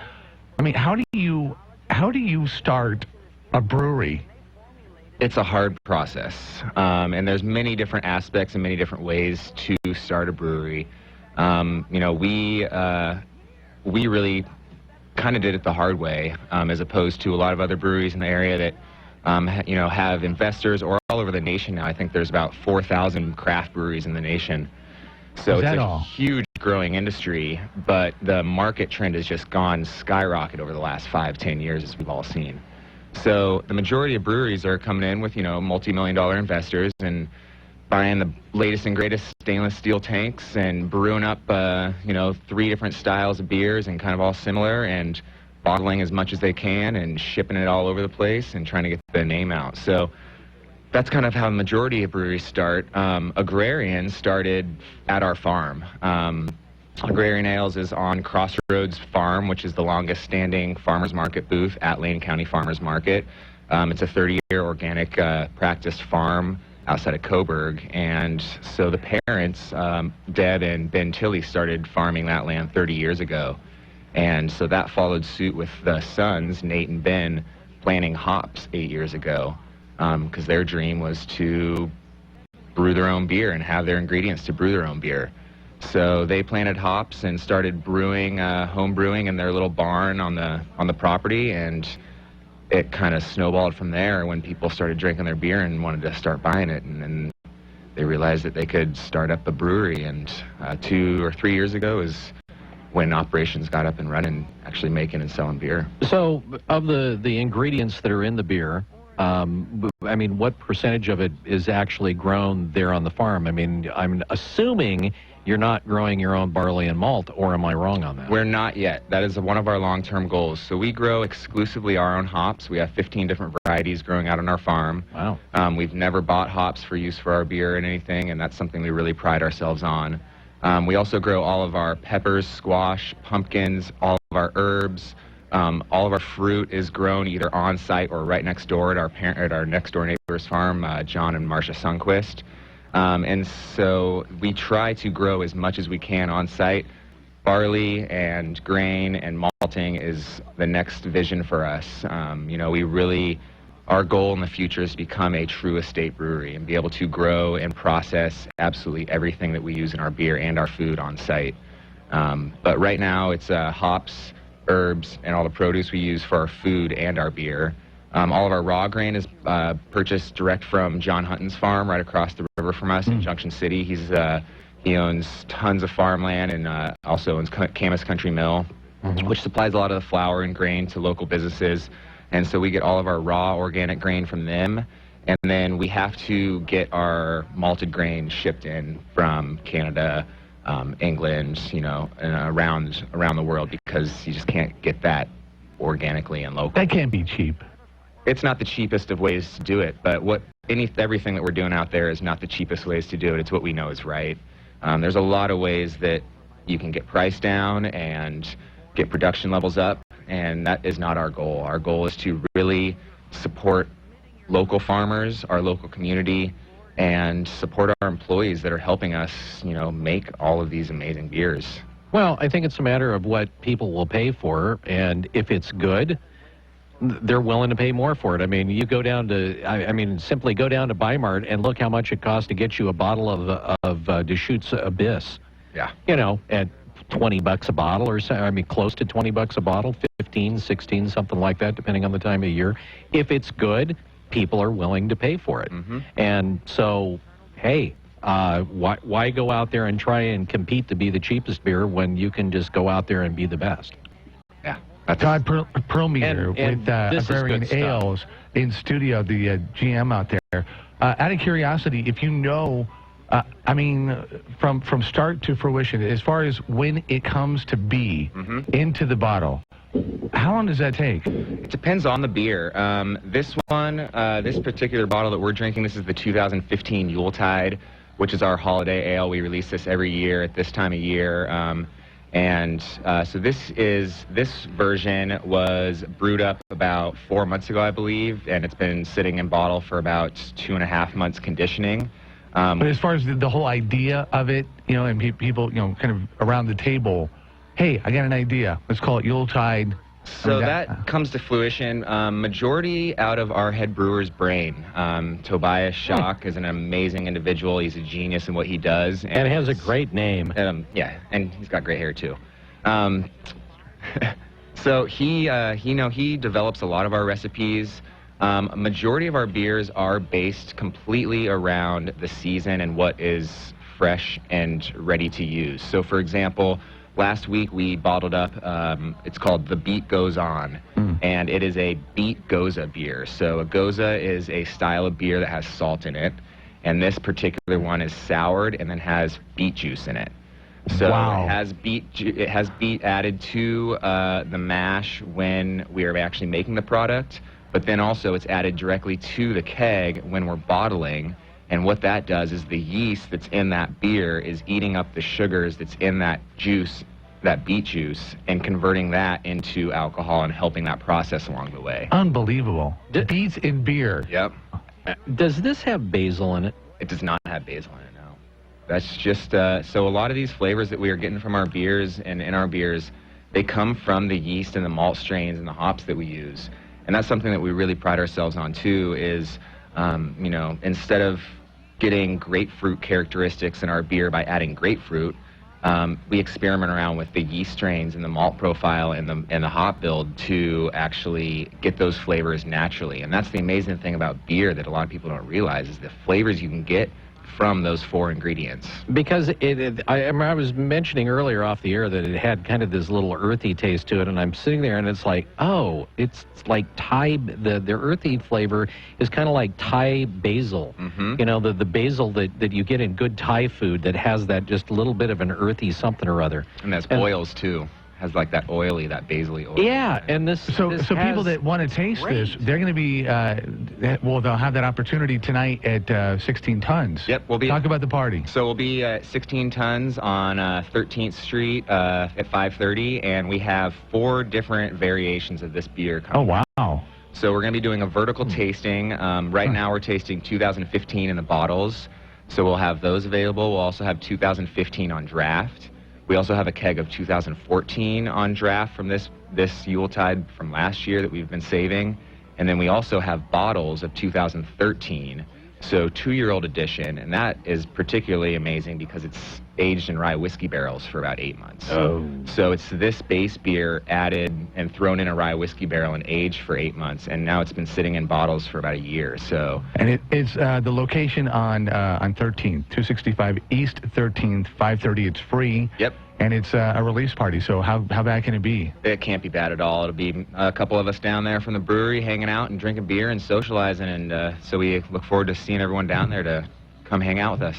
Todd, great to appreciate. I know this is like a crazy day for you to come in, but thank you so much for taking the trouble, and I have a feeling there'll be some of our 15 coming through there tonight. And we look forward to seeing you there. And we would love to have you back in the future. Would you come back in the future? Love to be out. All right, Yuletide Holiday Ale. It is. It's a complex beer. It's an awesome beer. Thumbs up on that. Great. All right, coming up on 8 o'clock, News Radio 1120 KPNW. Don't forget, 12 days.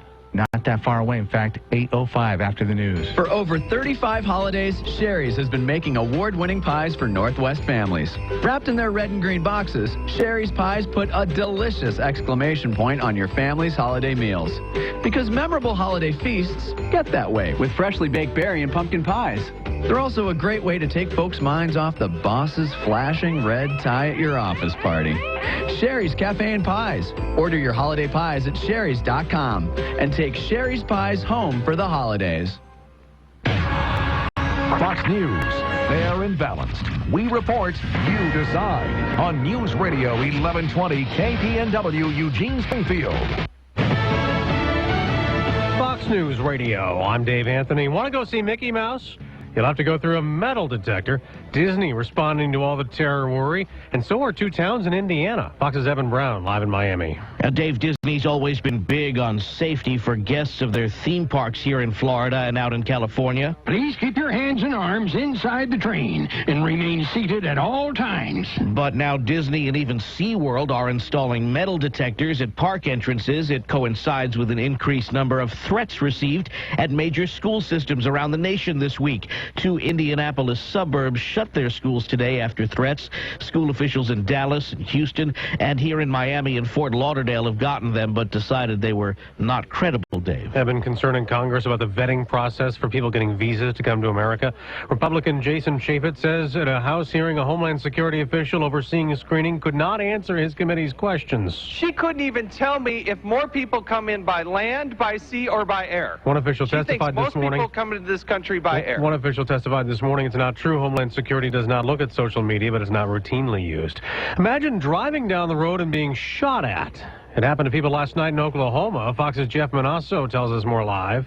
Dave, 2 people are dead and multiple cars were shot up miles apart along I-40 in west central Oklahoma overnight after a man began firing on random vehicles in a horrifying spree and later police pursuit that covered 4 counties before he drove to a stop on the shoulder and was taken into custody by the Oklahoma Highway Patrol. Custer County Sheriff Bruce Peoples says the unidentified suspect was initially booked into jail on DUI and thrown into a drunk tank, that other charges are pending, and that the threat to the community, Dave, is over. Jeff, Americans still can't go to Cuba simply as tourists. You need a special visa, but the U.S. and our old Cold War IV have agreed to resume commercial airline service sometime next year. Fox News Radio, fair and balanced. Northwest Burger inside the 5th Street Market features burgers so amazing they're an experience all their own. Freshly ground meat and local produce combined with the creativity of local chef Garrett Kirsch makes for a burger experience like no other. You'll get mouth-watering goodness in every single bite. Check out their menu and photos on Facebook. Northwest Burger, located in the 5th Street Market. It's not just a burger, it's an experience. I came home from work and walked in the door. The kids built a snowman in the middle of the floor. The furnace shut down. Oh, that's just great. Good thing Priority 1 is open late. Winter in the end of 2015 is just around the corner. Now's the time to call Priority 1 to get that new Carrier heat pump unit and save big. Get your rebates and tax credits before they ever gone. Get manufacturer's rebates or receive up to $1,250 in state tax credits by calling Priority 1 now. Priority1Heating.com. Keeping you in comfort, that's Priority 1. Hillary Clinton has some company. Defense Secretary Ash Carter now under scrutiny for using personal email on the job. Fox's John Decker live at the White House. Defense Secretary Ash Carter now admits that he occasionally used his personal iPhone to send emails to immediate staff during the first few months on the job. Carter, whose actions violated a Pentagon policy, called the practice a mistake and stressed no classified information was involved. John McCain, the Republican chairman of the Senate Armed Services Committee, has already requested that the Pentagon turn over copies of the emails. The committee will also be conducting a review to ensure that sensitive information was not compromised. Dave? John, a Texas teenager whose drunk driving case sparked outrage when he got probation, not jail time, in a crash that killed 4 people, has gone AWOL, skipping probation meetings. Ethan Couch's own lawyer doesn't know where he is. The attorney for 2 of his victims says it's entirely consistent that Ethan and his mother are taking steps to avoid the consequences of his actions. When Couch got probation, the anger was over the term affluenza his lawyer had used, blaming the boy's affluent upbringing and his family's lack of discipline. Week 15 of the NFL season kicks off tonight, and it could be the end of an era for a team that moved from L.A. and could go back. When the Rams take on the Tampa Bay Buccaneers in Thursday Night Football, it will be their last home game of the season and quite possibly their last home game ever in St. Louis. Owner Stan Kroenke continues to push for a move to Los Angeles, which owners will likely vote on next month. The players trying to keep focused on the game, but aware of the magnitude of the night. It's been a tough decade for football fans, so I think our fans have been very supportive considering some of the things that we've been through. St. Louis has the second lowest average attendance in the NFL this year, just over 52,000 fans a game in the 66,000-seat Edward Jones Dome. That's Fox's Chris Honig. On Wall Street, a big sell-off. The Dow is now down 112 points. I'm Dave Anthony, Fox News Radio.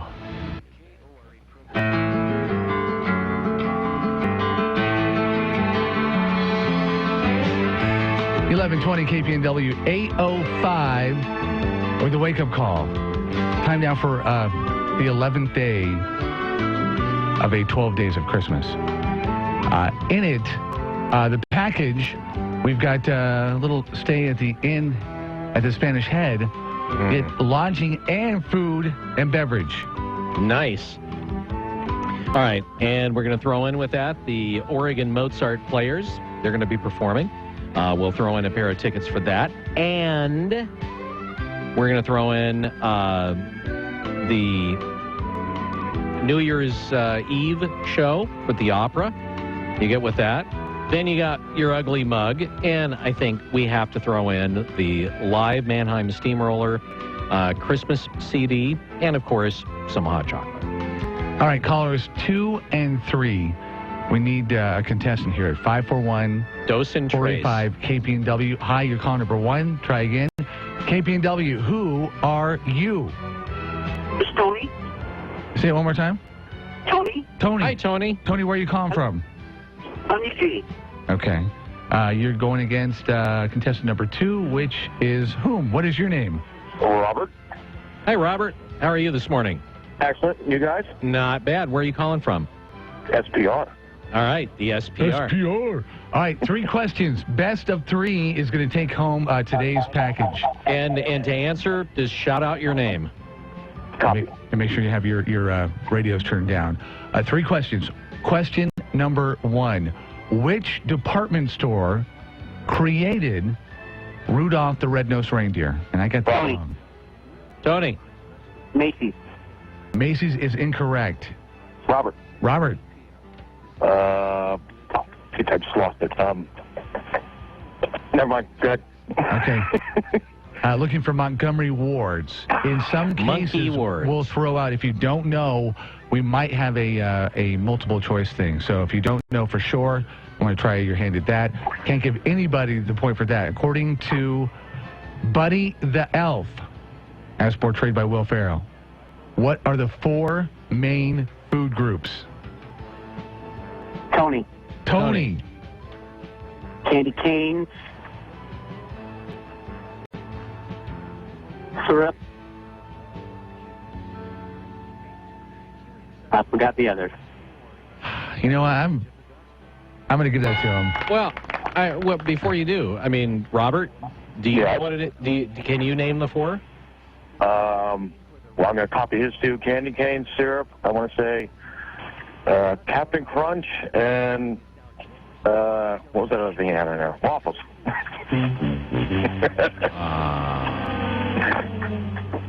All right, so that was Tony getting the point right there, or maybe a half a point.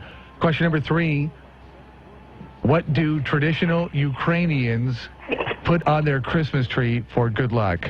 And there could be a multiple choice here if you don't know. Okay, didn't think so. Is it a bird's nest, a spider's web, candles, or Osama bin Laden? Robert. Bird's nest?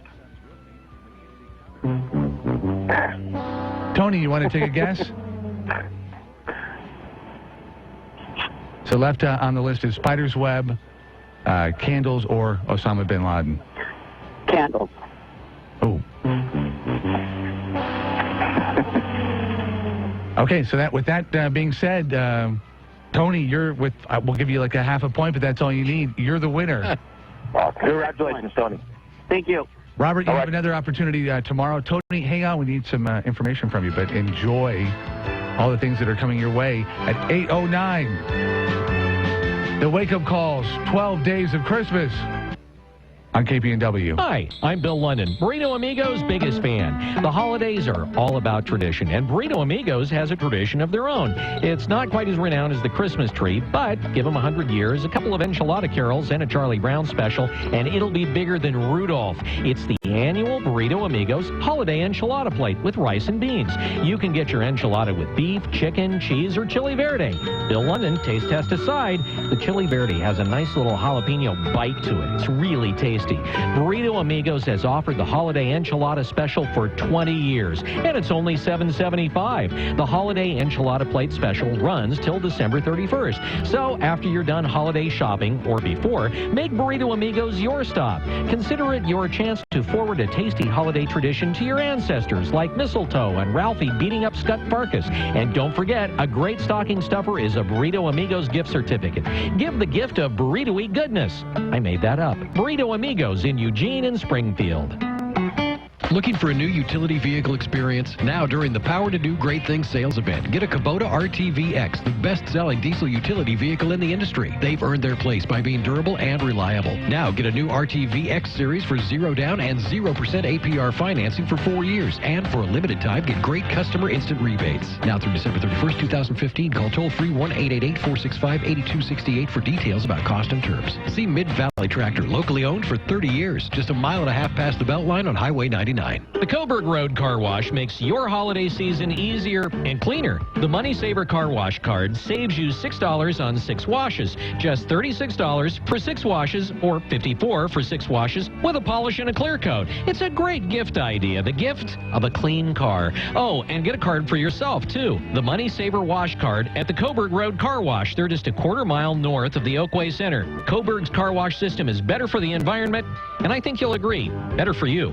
Now, this morning's wake-up call with the latest news from the Northwest and your neighborhood. On News Radio 1120, KPNW. Good morning. This look at the news brought to you by Burrito Amigos, the friendly ones, featuring great breakfast burritos and fresh brewed, locally roasted coffee for a tasty start to your morning. Here's what's going on. Well, Lane County authorities are investigating a pair of armed home invasions that left the intruder and another man dead and a woman critically injured. A third man was also injured on Tuesday, but the extent of those injuries is not immediately known. Apparently, he was just smacked around by the assailant. Now, the Lane County Sheriff's Office confirms, though, that 59-year-old Wesley Moss died of multiple gunshot wounds. The Sheriff's Office says that 32-year-old Nathan Sunderland fired the shots as he tried to force his way inside a Bonita home Tuesday morning. Authorities say that after trying to get into a first home where he was trying to shoot his way in, that he went to a second home, and that was where he fatally shot Moss and also critically injured Deborah Ann Alexson, Moss's wife. And then after doing that, Sunderland killed himself. Sheriff's Captain Spence Slater said in a statement that the relationship between all of the people involved is still being determined, but Sunderland may have previously worked for Moss and Alexson. It begs the question why so many federal vehicles were on site of that shooting on Tuesday. Zachary Beauchamp is going to jail. The Springfield teenager was found guilty last Friday on manslaughter charges. In August, he was at a party with friends at the Commons Apartments near the U of O. Beauchamp fired some rounds from a .40 caliber pistol through an apartment door and a wall. One of those bullets hit 17-year-old Justin Gardner in the head. Gardner died. Beauchamp admitted to firing off the rounds, but said it was in self-defense, while prosecutors claimed it was a case of gross recklessness on the part of the teen. The jury agreed with the prosecutors. Yesterday, Beauchamp was sentenced to 10 years in jail, the minimum sentence for a Measure 11 crime of that type.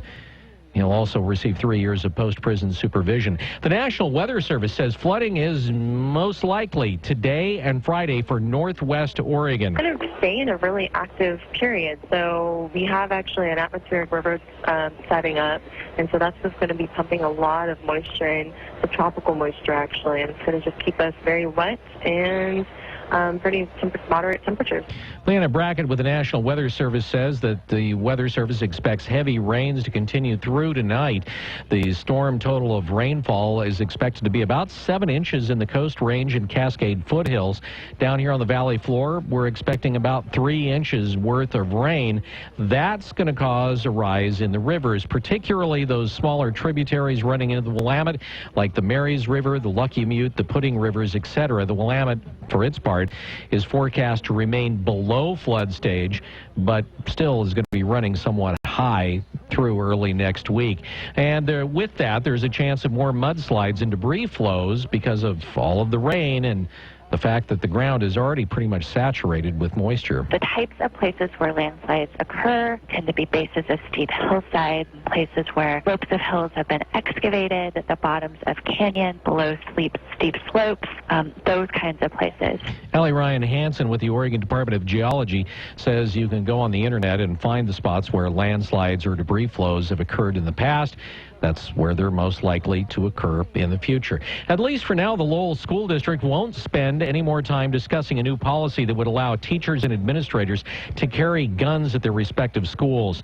The proposal was brought up by the Mountain View Academy School Board It's a charter school that operates under the jurisdiction of the Lowell School District. In an abrupt left turn, the Charter School Board decided to table the issue indefinitely, letting the Greater Lowell School District off the hook and handing Superintendent Walt Hanline an indirect victory. Hanline is vehemently opposed to teachers being armed. Lori Cardwell, the director of Mountain View, had asked for the change in the aftermath of the school shootings around the country. All meetings and discussions on that particular issue, for the time being, have been canceled. Well, just when salmon numbers in rivers are on the rise, Brad Ford reports warmer ocean temperatures will cause those numbers to drop.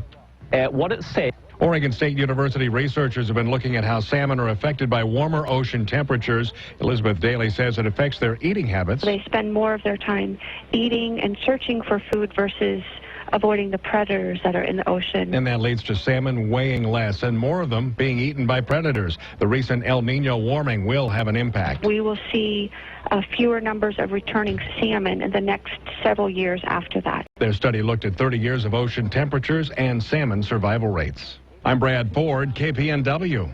All right, well, kind of a little bit of deja vu regarding a story that we just had. US 20 now is reporting a landslide at milepost 79. That's about 2 miles west of the Sandiam Pass summit. Also on 20 at milepost 50, actually 49.87 for those of you who are savants. The intersection there with 34, they're reporting that high water is occurring in that area, which is causing a slowdown and a hazard. So, again, you're going to be traveling in those areas where you're going through the passes, things could get difficult. Well, in case you haven't heard, the Federal Reserve decided to start raising the percentage rates. It went from 0.25 to 0.05%. That's the first increase since 2006.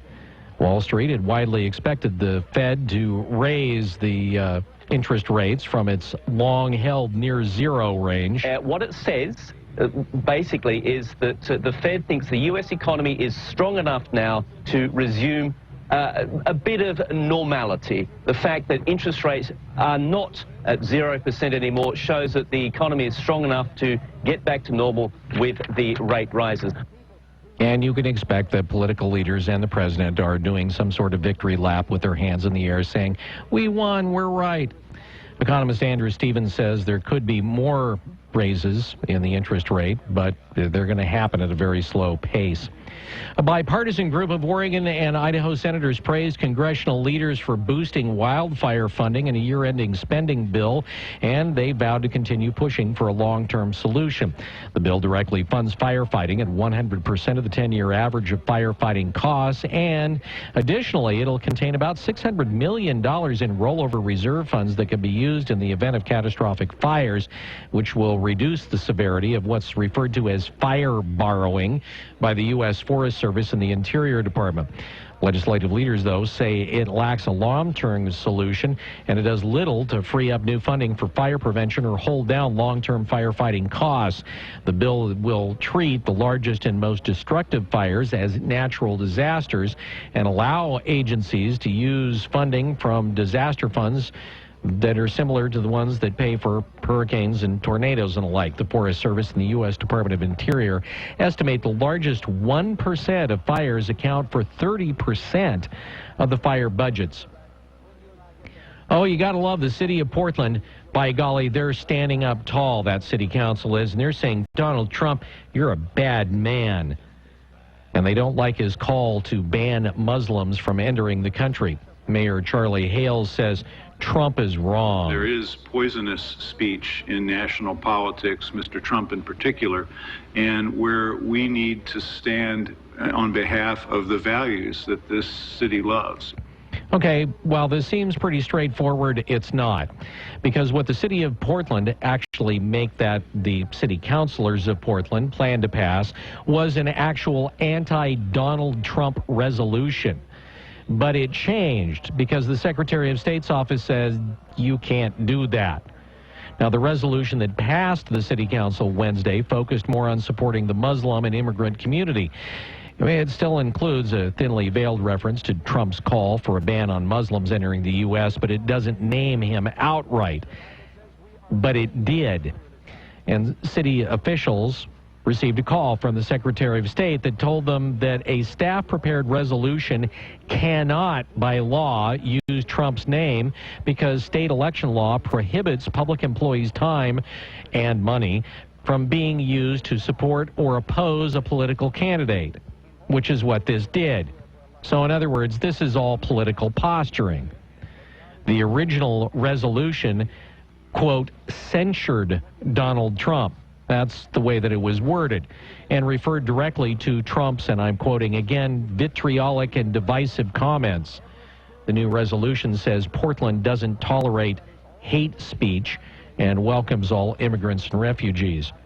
So it's the time of year when businesses have to be on alert for scams. Brad Ford explains why. The state has certain requirements of business owners. Molly Woon in the Secretary of State's office says these scammers try to take advantage of that. Warns businesses that they have to file minutes or there'll be a penalty, which is just not true. You want to be cautious about anything arriving in the mail to determine whether it's real or not. The scams are sent in a way that looks official and looks like they may be coming from the state. An official document from the Secretary of State's office will always have the state seal and the words Secretary of State Corporate Division. Brad Ford, KPNW.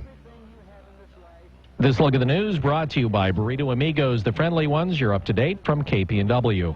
Wake Up Call Sports on News Radio 1120 KPNW. Portland Trailblazers shot 35% last night on 32 of 92. Also committed 18 turnovers. In the end, Kevin Durant and the Oklahoma City Thunder, just too much for the Blazers. Kind of hard to surpass anything when you're missing 60 shots. Durant finished with 24 points, 7 rebounds. Friday, the Blazers will be in Orlando. Perhaps as a byproduct of Draymond Green's comments that the Golden State Warriors were a little too Steph-heavy. Somebody else got involved. Klay Thompson, 27 points in the third. He finished with 43. Warriors absolutely creamed the Suns, 128-103. San Antonio Spurs proving to be a team to be reckoned with in 2015-2016. They're off to their best start at home in franchise history. They won their 23rd in a row, beating the Wizards 114-95. LaMarcus with 14. More on Dakota Prukop coming to Oregon, or would that be Dakota when he gets to town? A lot of Duck fans are relieved, yet left shaking their head upon the news that Mark Helfrich could have gotten an ultimatum that Dakota admits he would have taken, but suggested instead that he make the Alabama visit to make sure that, well, there was no what-ifs, and he was sure of his decision. That was the right decision this time, as Prukop points to a trust and relationship with Helfrich as a reason he signed with Oregon. He personally called Nick Saban while on vacation in Hawaii to tell him he was going to Oregon. I love it. While he was at Montana State, he played under offensive coordinator Tim Cramsey, who was a player and a coach at Chip Kelly's New Hampshire. If you thought to yourself, okay, if Oregon can only get a defense to go along with their high-powered offense, the Ducks took a step in that direction, expecting to sign A.J. Hotchkiss, the number 2 inside linebacker in the nation. Oregon's Edward Cheserek and former Duck Jenna Prandini are 2 finalists for the respective Bowerman Awards, which is awarded to the top man and woman in college track and field. The winners will be announced tonight. Wake Up Call Sports on KPNW, brought to you by Wetlands on Garfield in Eugene, your Westside neighborhood sports headquarters and pub at 824. The most accurate forecast now. We have weather every 10 minutes during Wake Up Call on News Radio 1120 KPNW. Good morning. If you're headed out that door in the next few minutes or you're already on the road, you're looking at heavy showers out there. We had a warm front move in last night. That's part of an atmospheric river event. That's a fancy term that means a whole lot of moisture headed this way.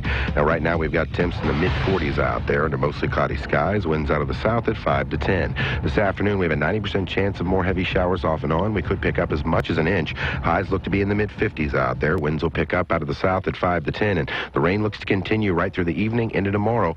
Rain totals over the next 48 hours could be as high as 3 inches, as much as 5 on the coast. I'm Chief Meteorologist Chris Nation in the KMTR News Source 16 Weather Center, hoping you have a fantastic day and warning you to stay out of the rivers. Hey folks, Scott Hoysh here. It's time for our annual year-end sales event. This year we partnered with Oregon Community Credit Union to bring you the best year-end sale ever. Buy now and you won't have to make a payment for 120 days. That's no payments till April 2016, which is tax return season. Plus, we have rates starting as low as 1.99% APR with loan terms up to 72 months. Our Eugene Superstore is loaded with cars, trucks, and SUVs. Nearly every make and model in nearly every price range. Plus, our Northwest Superstore inventory has more than 1,000 vehicles. The year-end sales event, brought to you by Oregon Community Credit Union, is going on right now at Hertz Car Sales. 1.99% APR and no payments for 120 days. Offered through OCCU on Tier 1 and Tier 2 credit for terms up to 72 months. Model years 2010 and new or interest accrued from the date of purchase. Membership required. Other exclusions, conditions, and or restrictions may apply. Offer valid December 4th, 2015 to January 3rd, 2016. Keep your cash this holiday season with no payments for 120 days. Only at Hertz Car Sales in Eugene. On West 11th, just off the Beltline. Always online at HertzEugene.com, where Hertz Car Sales of Eugene will save you money.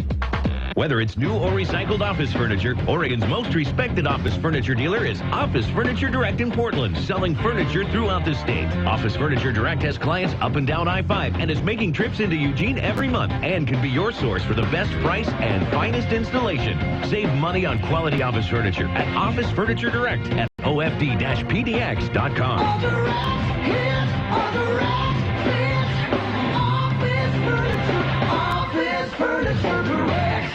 Hey, Mom, what is that in the living room? Oh, you mean my pole? Your pole? Yep. Honey, your mother has embraced the art of the exotic dance. Oh, boy. What was that website where you found your new job? You know, the one you love so much? EugeneHelpWanted.com. That's it. You said it's the best place to find great local employment. Yeah, they have thousands of local jobs. Well, I am ready to start gigging. Gigging? I need something nearby. I don't like to drive too far at night. Okay, Mom. I can use my phone to find it, right? Of course. Oh, there it is. That was fast. Mom, here's the thing about EugeneHelpWanted.com. What? Well, you can upload your resume for free in just minutes, and really, it's a place for serious job seekers. Well, I am serious, and I am very, very good at this. Here, let me show you. Oh, please, Mom, no. No, Mom. Okay, what does Dad think about all this? Oh, he's my Axeman. Oh, Dad's the Axeman. Albert, we're getting a gig. EugeneHelpWanted.com. Long name, amazing results. Woohoo! The Eugene area radio stations will be presenting two $3,000 scholarships through Oregon Student Access and Completion. Each scholarship will go to one high school student and one college student who demonstrate a desire and aptitude for radio sales, engineering, news, or programming. Click on the Resources tab at eugeneradio.gov for details. Application deadline is February 15th, with final paperwork due at OregonStudentAid.gov by March 1st. The Eugene area radio stations, ears, support students and education in our communities. Tune in to Real Estate Today, weekdays at 5:30 p.m. I'm Bob Nelson, real estate investment broker and exchange specialist. Cascade Exchange Services is my choice for completing tax-deferred exchanges. Megan McMahon, who's a CPA, is my choice of the person to handle my tax-deferred exchanges. It's a locally owned company. They do business on a nationwide basis, same-day document preparation, and she's always available for free and very excellent consultation. Contact Megan at Cascade Exchange Services. Wayne County. Basically, what we're doing is using our land use law. You're running again. Pay attention to all of your voters. And the nation. Holloway in London. The Wake Up Call on News Radio 1120 KPNW.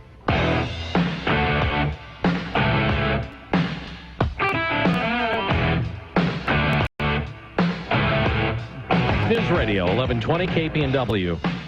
Oh, look who's here. It's been a while. It's the president of Connolly Capital, one Gary Connolly, joining us on the wake-up call this morning. Good morning and welcome back. Well, thank you. Good to have you in studio on this, just like the last couple of days before Rob and I take our annual hiatus. We have what's actually a hiatus, and then we go into reruns for a couple of weeks, and then we come back with an all-new season of shows. It sounds good to me. Yeah, so anyway. So Janet Yellen yesterday, she came out and she said, by golly, those interest rates are too low at 0.25%. I'm going to raise them to a whopping 0.5%. I'll show you. The American economy is up and running again. Things are smoking. Things are chugging along. People are happy and money is flowing everywhere. That's kind of what she said. Yeah. So, Rob, are you there? Rob's here. Yeah. Okay, so what do you think interest rates should be? What do you think the level of the federal funds rate ought to be? It's a loaded question. It is, but that's okay. Give me me your best. I am maybe not so optimistic, so I think maybe closer to where they were. So would you actually fall in the, if we scraped everything off and you were dead honest, in the I don't know camp? Well, probably so. Okay, so you would admit that. But I would say, I mean, if I got to wear the hat and nobody would come after me, yeah, I'd say let's kind of wait a little bit, maybe a little bit premature to do what we're doing. Okay. But you really don't know. Well, of course. All right. So that makes you one step better than Yellen, because Yellen doesn't know that she doesn't know. Yes, I win. Congratulations, Rob. You can be the chief of the Federal Reserve. Well, the reality is, in my opinion, that there were, 12 governors of the Federal Reserve? Yeah. That the three of us and the next 6 people who call in, that's 9, and the next 3 poor homeless guys that walk by down the bike path would have just as good a chance of making good Fed policy as what we're getting. Wow. So that's a pleasant thought going into the holidays, isn't it? Yeah. So that would be a way to frame things, right? So what we need to bring this country along and to get things back on track are some homeless guys making decisions. Or gals. I mean, we're equal opportunity. Yeah, absolutely. Yeah, so let's get some homeless gals and homeless guys to sit around and make Fed policy. Yeah, and that's not a slam at the homeless by any stretch of the imagination. Because because drinking that Thunderbird and Night Train, who knows? You could come up with actually a brilliant idea. You might come up with a good policy. Hard to say. Hard to say. So as your guy that you had in the newscast said, what higher interest rates in theory are supposed to do is slow spending because credit gets more expensive and the return on savings increases. Strengthens the dollar by attracting foreign capital, and reduce asset prices, meaning stocks, by increasing the discount rate applied to future profits. Now that's the economic theory. Okay. And that, to a certain extent, that might work if we were in a normal situation, but we really aren't. So. Well, what makes this situation abnormal? Well, look at look at how low interest rates have been, how much money's been printed, and what the impact on the economy has been over the last. You said what? The last time they raised rates was 2006. So for round numbers, call it 10 years. Okay. So, we're out in in many ways, we're kind of out in a no man's land where I don't think anybody really knows. And of course, as we've said many times before, the economy is way too complicated to model in the way that they do. So, they would guess that the economy is a little bit stronger, or at least that's what they would have you believe, and that's their public posture. In reality, it probably isn't. If you looked at exports or the level of world trade on a change on a year-over-year basis, that's down 8.4% for the first 9 months of 2015. So we're headed for the worst growth, shall we say, or in this case contraction in exports or total economic activity worldwide since 2009. Another couple of things that will tell you about their conviction is they very quietly, over the last couple of days, raised the available repo rates, not rates in terms of rates, but the amount of repurchase agreements, which is how the banks balance their funds, where they can either borrow or lend to the Fed overnight. So they raised that by $2 trillion in case something untoward happened. So that should handle things for the next few weeks if there's some problems. The real thing probably to keep an eye on is longer term. From an economic standpoint as well as an interest rate standpoint, and that is, remember that, besides printing a bunch of money, they bought a bunch of bonds, quantitative easing. Right. Okay, so over the next, and they bought mortgage-backed bonds, not just treasury bonds. So over the next 3 years or so, there's about $2 trillion worth of those that come due, and so they'll either reinvest or they won't, which means if they don't, they'll shrink their balance sheet, which could have an adverse impact on the economy also. The reality is that I don't think that they really know any more than the 12 people that I made a joke about in the beginning, you know. The funniest, of course, being the three of us, not the listeners or the homeless people. Yeah. And if you parse that a little bit farther, the funniest being me, not the two of you, because I'm supposed to know, right? Right. Exactly. So. Well, okay, so my take on it is that because, as we've discussed before, that the markets are irrational, that they're based on more emotion in a lot of ways than actual reason or knowledge, that all this was sort of a rah-rah go team, oh, look at us, feel-good thing that Yellen did to try and send some sort of message that, hey, things are great and looking up, and that it was all for the emotional response on it, as opposed to anything that you would look at and go, oh, okay, well, it's because of reasons A, B, C, and D.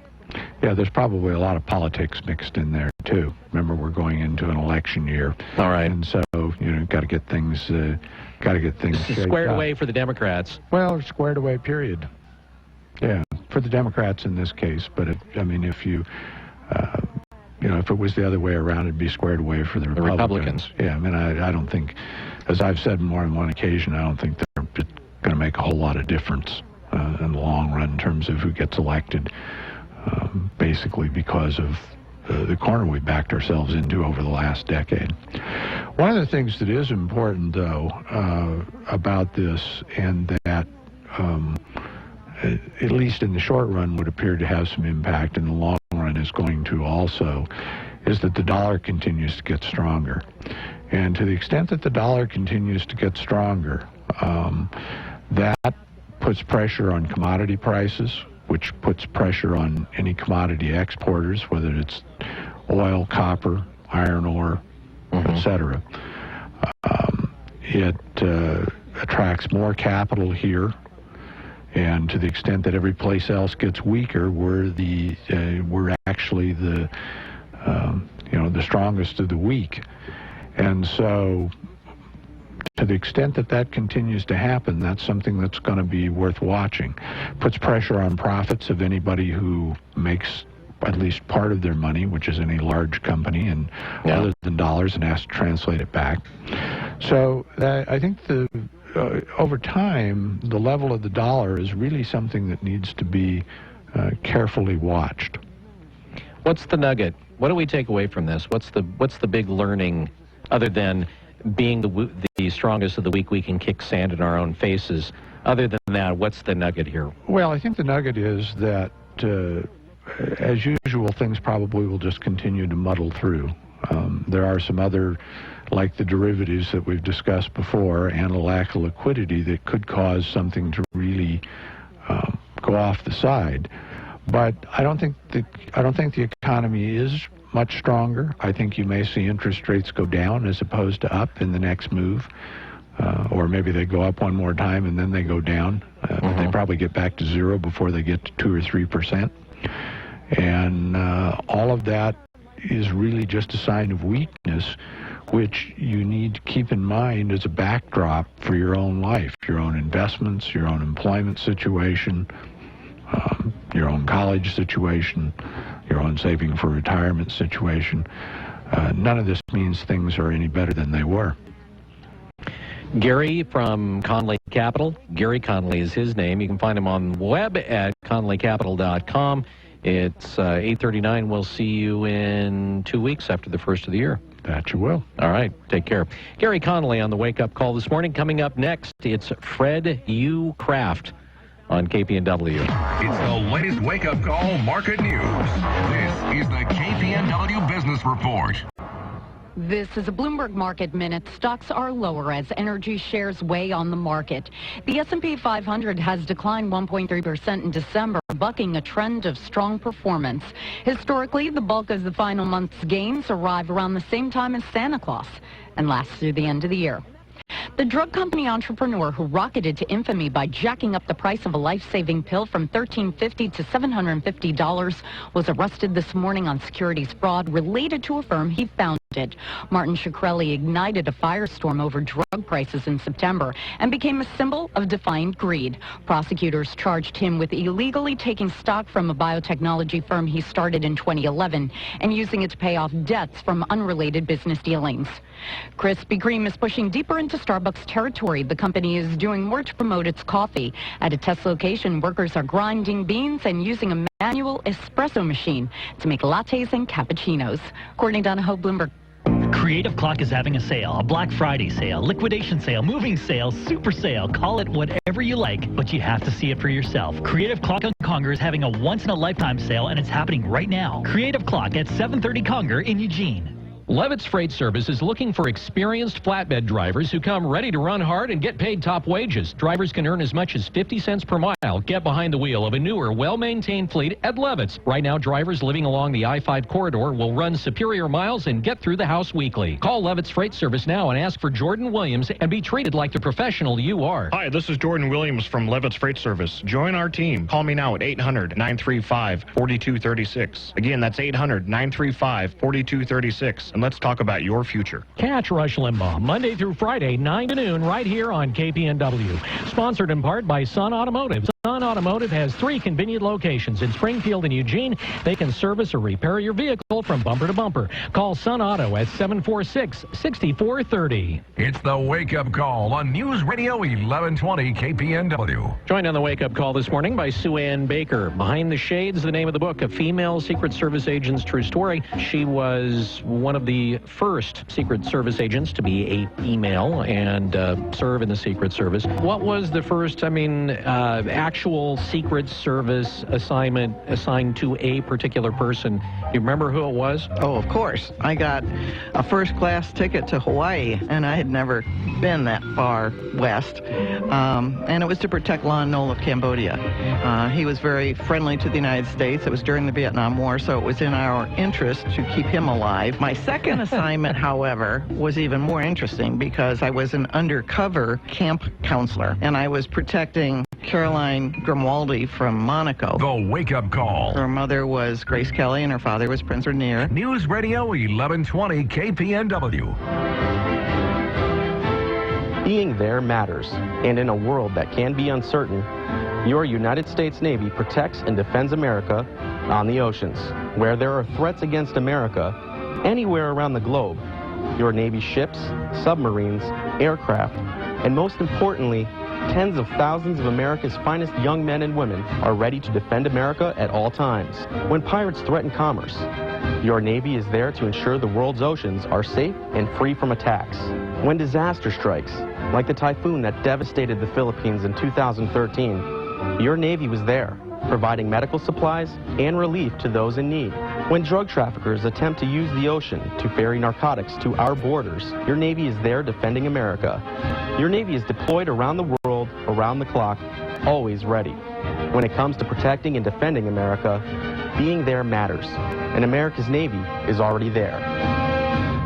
Your KPNW weather brought to you by Mattress Mania, where the side effect of saving like crazy may cause excessive high-fiving and a permanent smile. Good morning to you and yours. We're now currently under a flood watch that's in play now all the way until Saturday morning, and we've got heavy showers we've been tracking throughout the night, and they look to continue throughout the day, so if you're going to be out and about, take care. Otherwise, temps right now are in the mid-40s, winds out of the south at 5 to 10, under cloudy skies.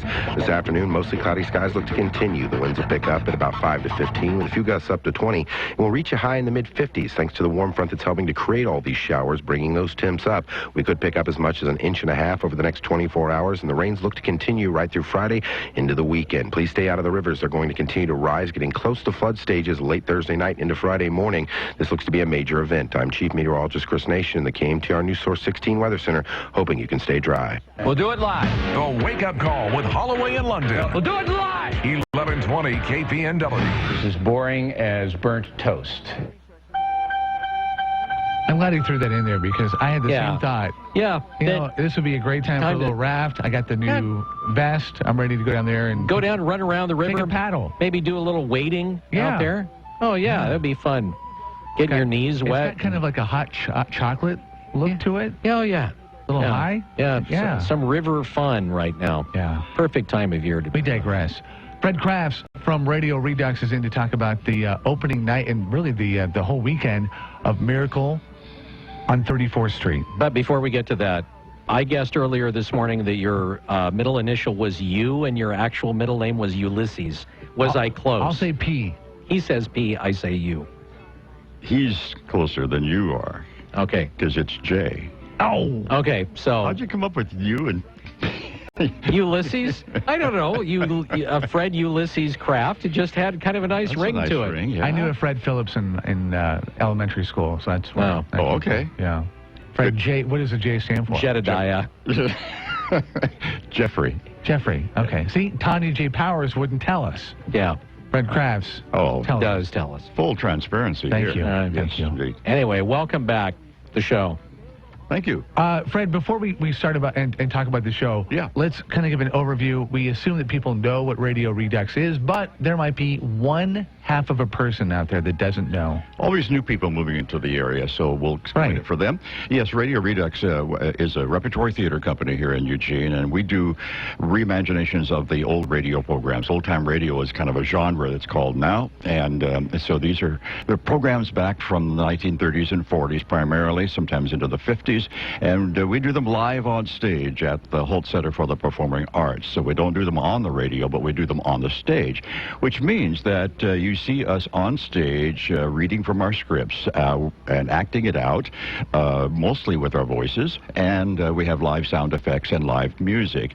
So you can close your eyes when you're in the theater and just sort of listen to it like you would on the radio, or you can open your eyes and peek behind the scenes and see how we do all of that sort of thing, how we make the doors open and close and the footsteps and gunshots and all of that.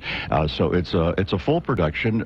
It sounds like, a bunch of guys just stand around a microphone. That's kind of boring. It's not really, because we have some terrific actors who act it out. So we have a lot of fun. We have a lot of the things that we do on stage. So it's a full show. How did you get the idea? Do you remember the moment that you had the clarity, this is what I want to do? Some people might not call it clarity. They might use another word for what I'm doing. It was actually about 10 years ago or so, I think, and it was a time when I was a Eugene Rotary president and needed to do a holiday show. And so I thought, what can I do that is sort of everyman kind of a program? And so I happened to think that I might be doing an old-time radio show, because I wanted to have our members in the show, and I knew they didn't have much time to rehearse or to memorize or any of that sort of thing. So working off the script would do it. And so I did A Christmas Carol at that time, and it's caught on, and we did a lot of them after that.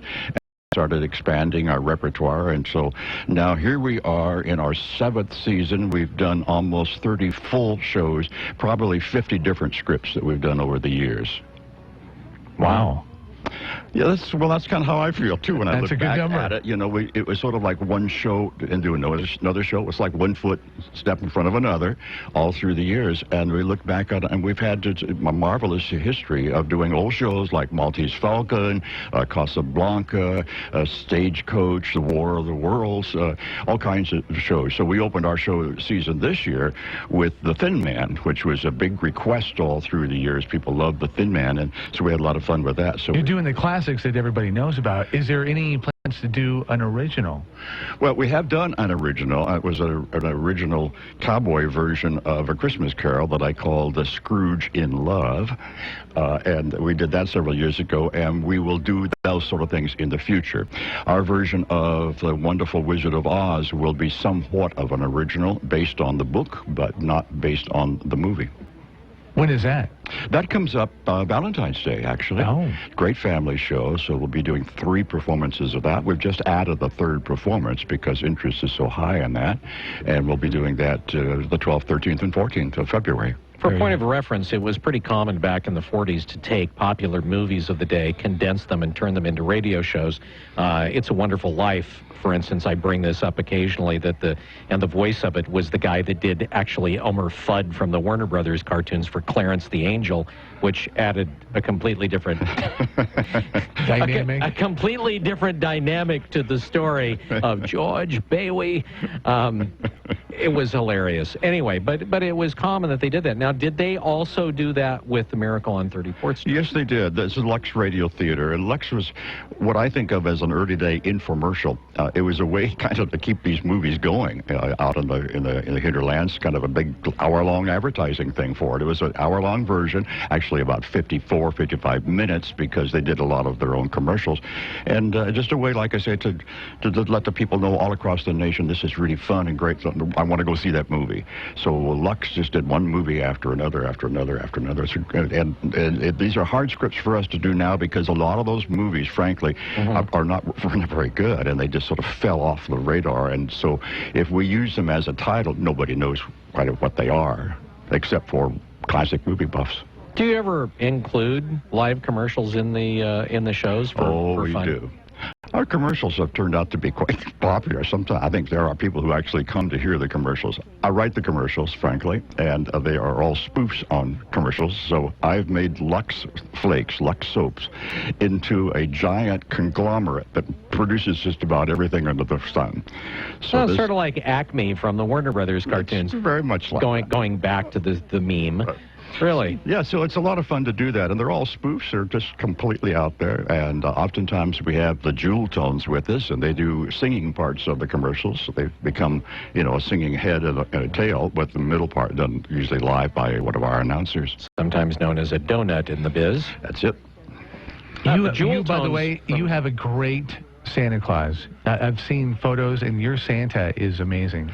That is Achilles Masajos, and he is a wonderful actor. Is that his real name? That's his real name. That's an awesome name. Isn't it, though? And he's got chops. I mean, he's when you say actor, he has... he's an actor. We're lucky to have him in this community. He was on the national tour of Equus for many years and has performed all around the country. And he's a great comedian and a great straight actor. In this role, he's mostly a straight actor. He's got a wonderful voice and a wonderful stage presence. And as Kris Kringle, you just fall in love with him. He's just got that kind of a manner. And he's got the look, as you say. He's got the full beard and the build and so forth. So I think the audience is going to have a wonderful How did that happen that you guys linked up? Did he come to you? Did you go to him? Did he show interest? Well, Achilles and I have known each other for a long, long time. I was a critic at the Register Guard at the time and went to the Very Little Theater and reviewed this play called It Runs in the Family. And I saw this is the first show Achilles did in town. And I saw this comedian came on stage who absolutely stole the show on it. Just blown away. I wrote a nice review. And we've been sort of connected ever since then. I did the shows, and Achilles came to me and said, I'd like to do the shows. And I thought, well, he's a top flight actor. I can't afford him. And he kept after me, so I finally said, okay. He said, I want to do this. And we've been doing them ever since. He's such a great addition to a wonderful group of actors that we have anyway, because we have, frankly, some of the very best actors in town in our cast. And and we're a repertory company, which means you may be a star in one show and you may be a spear carrier in the next show. And Achilles, he does those sort of things very well. So this show, he's a star, and next show, he'll be a smaller role. Talk about the show and the supporting cast. Well, there are a lot of great people in our show, and we have a couple of new people to our cast because we are a repertory theater company. One of them is Adriana Ripley. She plays the 6-year-old Susan, and she's a 12-year-old young actress, a budding actress, very, very good with a gigantic singing voice that the audience will get a chance to hear because we'll be doing some Christmas carols during our evening. It's a full Christmas evening. She goes to Roosevelt. She'll be with us. And Cameron Walker will be with us. He's about 22, 23, and just out of college, and another terrific young actor because we want to have some younger actors in our show. So they're with us. And then there's a large group of people that we've had with us for the years, like Kim Donahue and Barry Shaw and Don Ade, Dan Pagoda, Steve Waymeyer, Scott Markhurst, I'm Jonathan Ward, also doing sound effects, and Judy Weinkauf. So it's a core group, and they're wonderful, playing lots of voices and so forth. Some people play more than one role, and that's part of what we do. They do multiple voices. Tickets, information, shows. I mean, if somebody wants to see one of these shows, what can you tell them? Well, I can tell them to go to the Holt Center box office, for example, and pick up your tickets there, either online or at the box office, or you can go to our website and order over that. That'll take you right straight through the Holt Center box office, and that is RadioReduxUSA.com.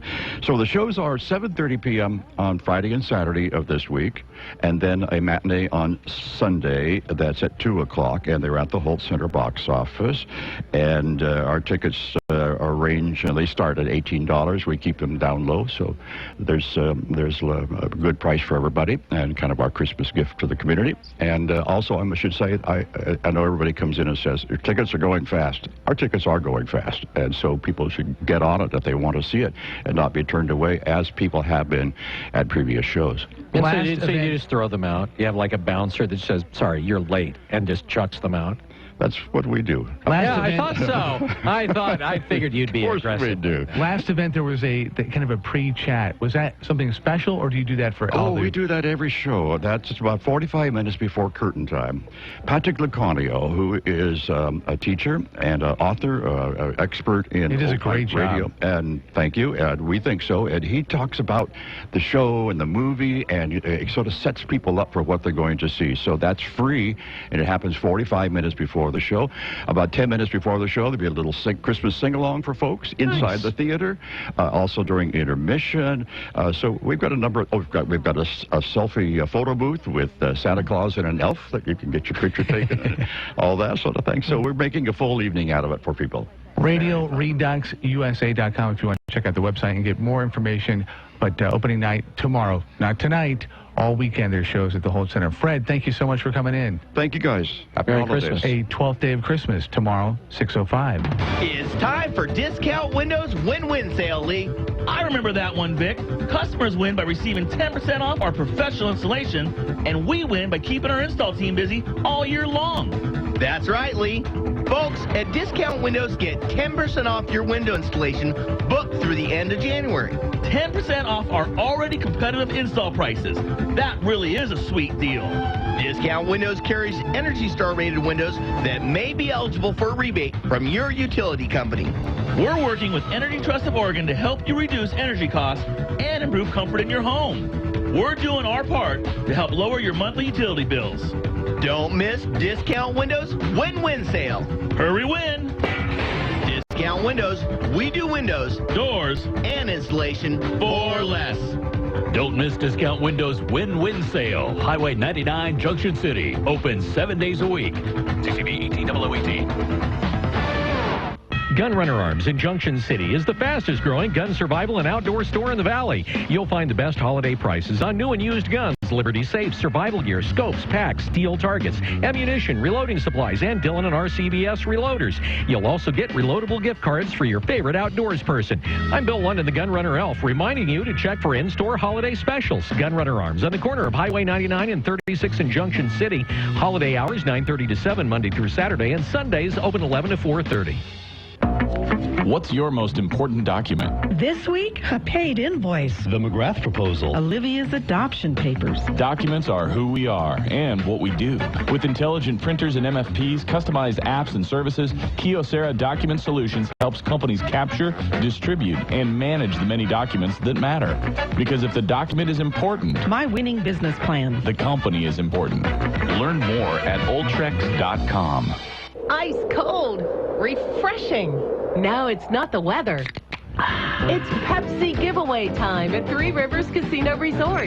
December 1st through 28th in Florence and Coos Bay. Get a 6-pack of Pepsi for every 1,000 points. Plus a chance to win a custom Pepsi cooler. Visit threeriverscasino.com for details. It's free Pepsi time in December because things are luckier here. Then get ready to celebrate. Yes, the roof is on fire this New Year's Eve at Three Rivers Casino Resort. Dance all night to 2 free parties featuring the High Street Band and Jonathan Harris Band. Don't miss the exciting balloon drop at midnight. 2, 1, Happy New Year! Then party on. Check threeriverscasino.com for details. 2016 starts with a bang at Three Rivers Casino Resort because things are luckier here.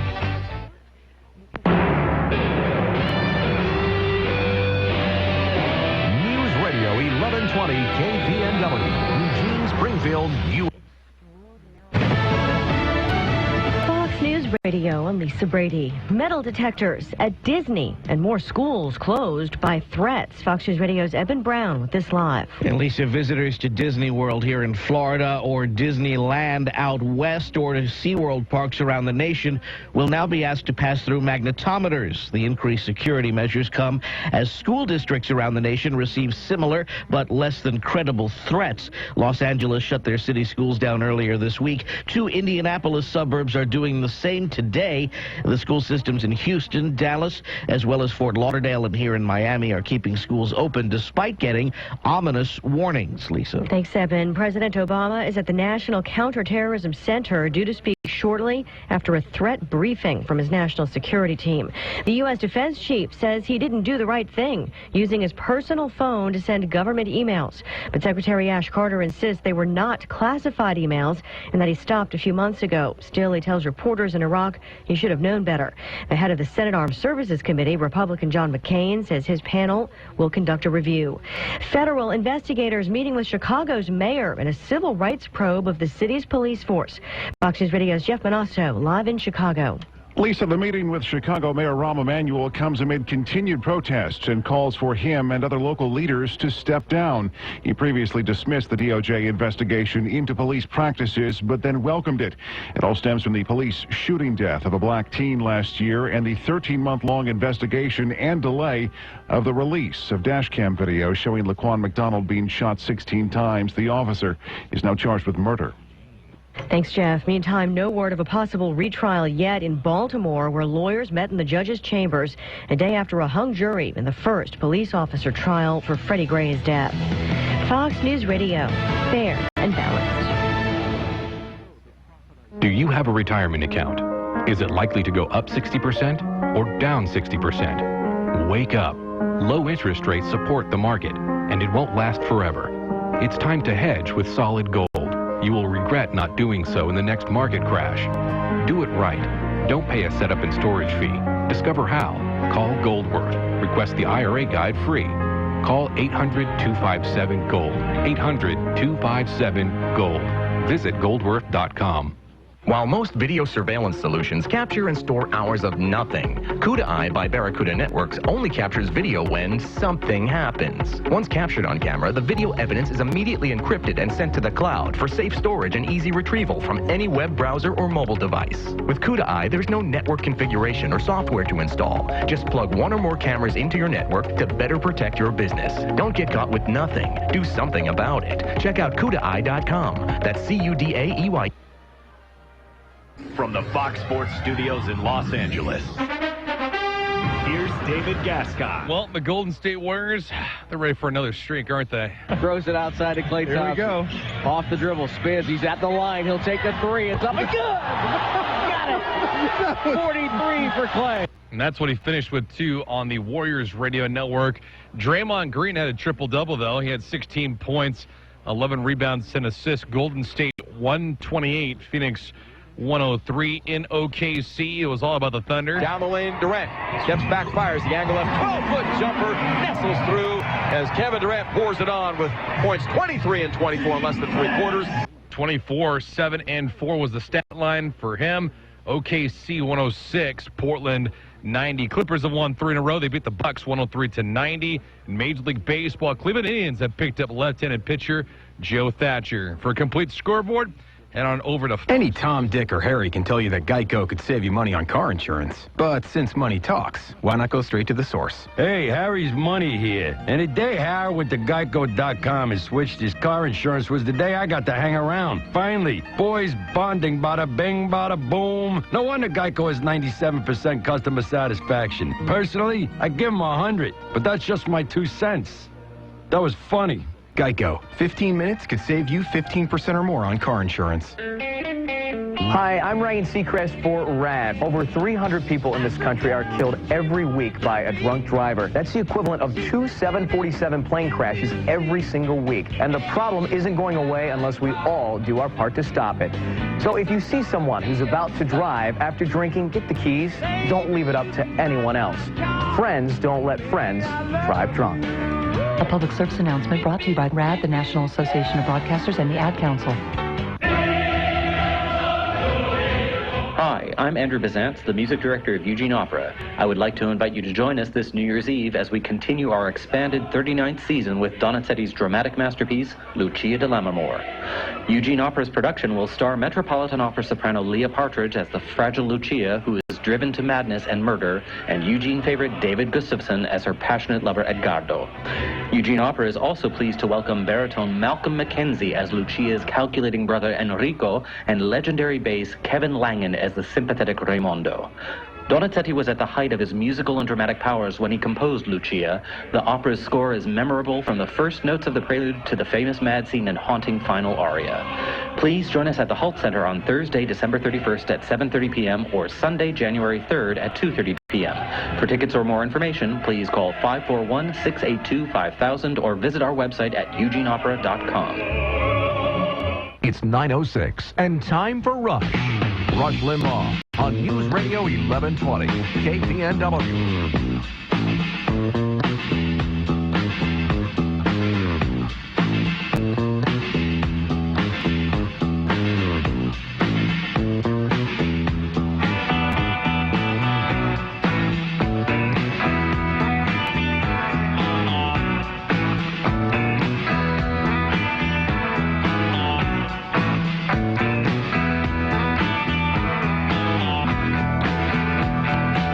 Greetings, my friends, and welcome. Great to have you here. Yes, sirree. One of the remaining lone outposts of sanity and reality. One of the last remaining outposts with links to America's greatness. The Rush Limbaugh program and the EIB network. Happy to have you here. Happy to be that link to America's greatness. It shall never be broken, folks. The telephone number, if you want to be on the program, is 800-282-2882. The email address, lrushbo@eibnet.com. Look, if you're trying to follow this Rubio Cruz thing, it long ago got so deep in the woods that it's gotten so muddled here that you're going to be thankful for this program in not too long a time, because what we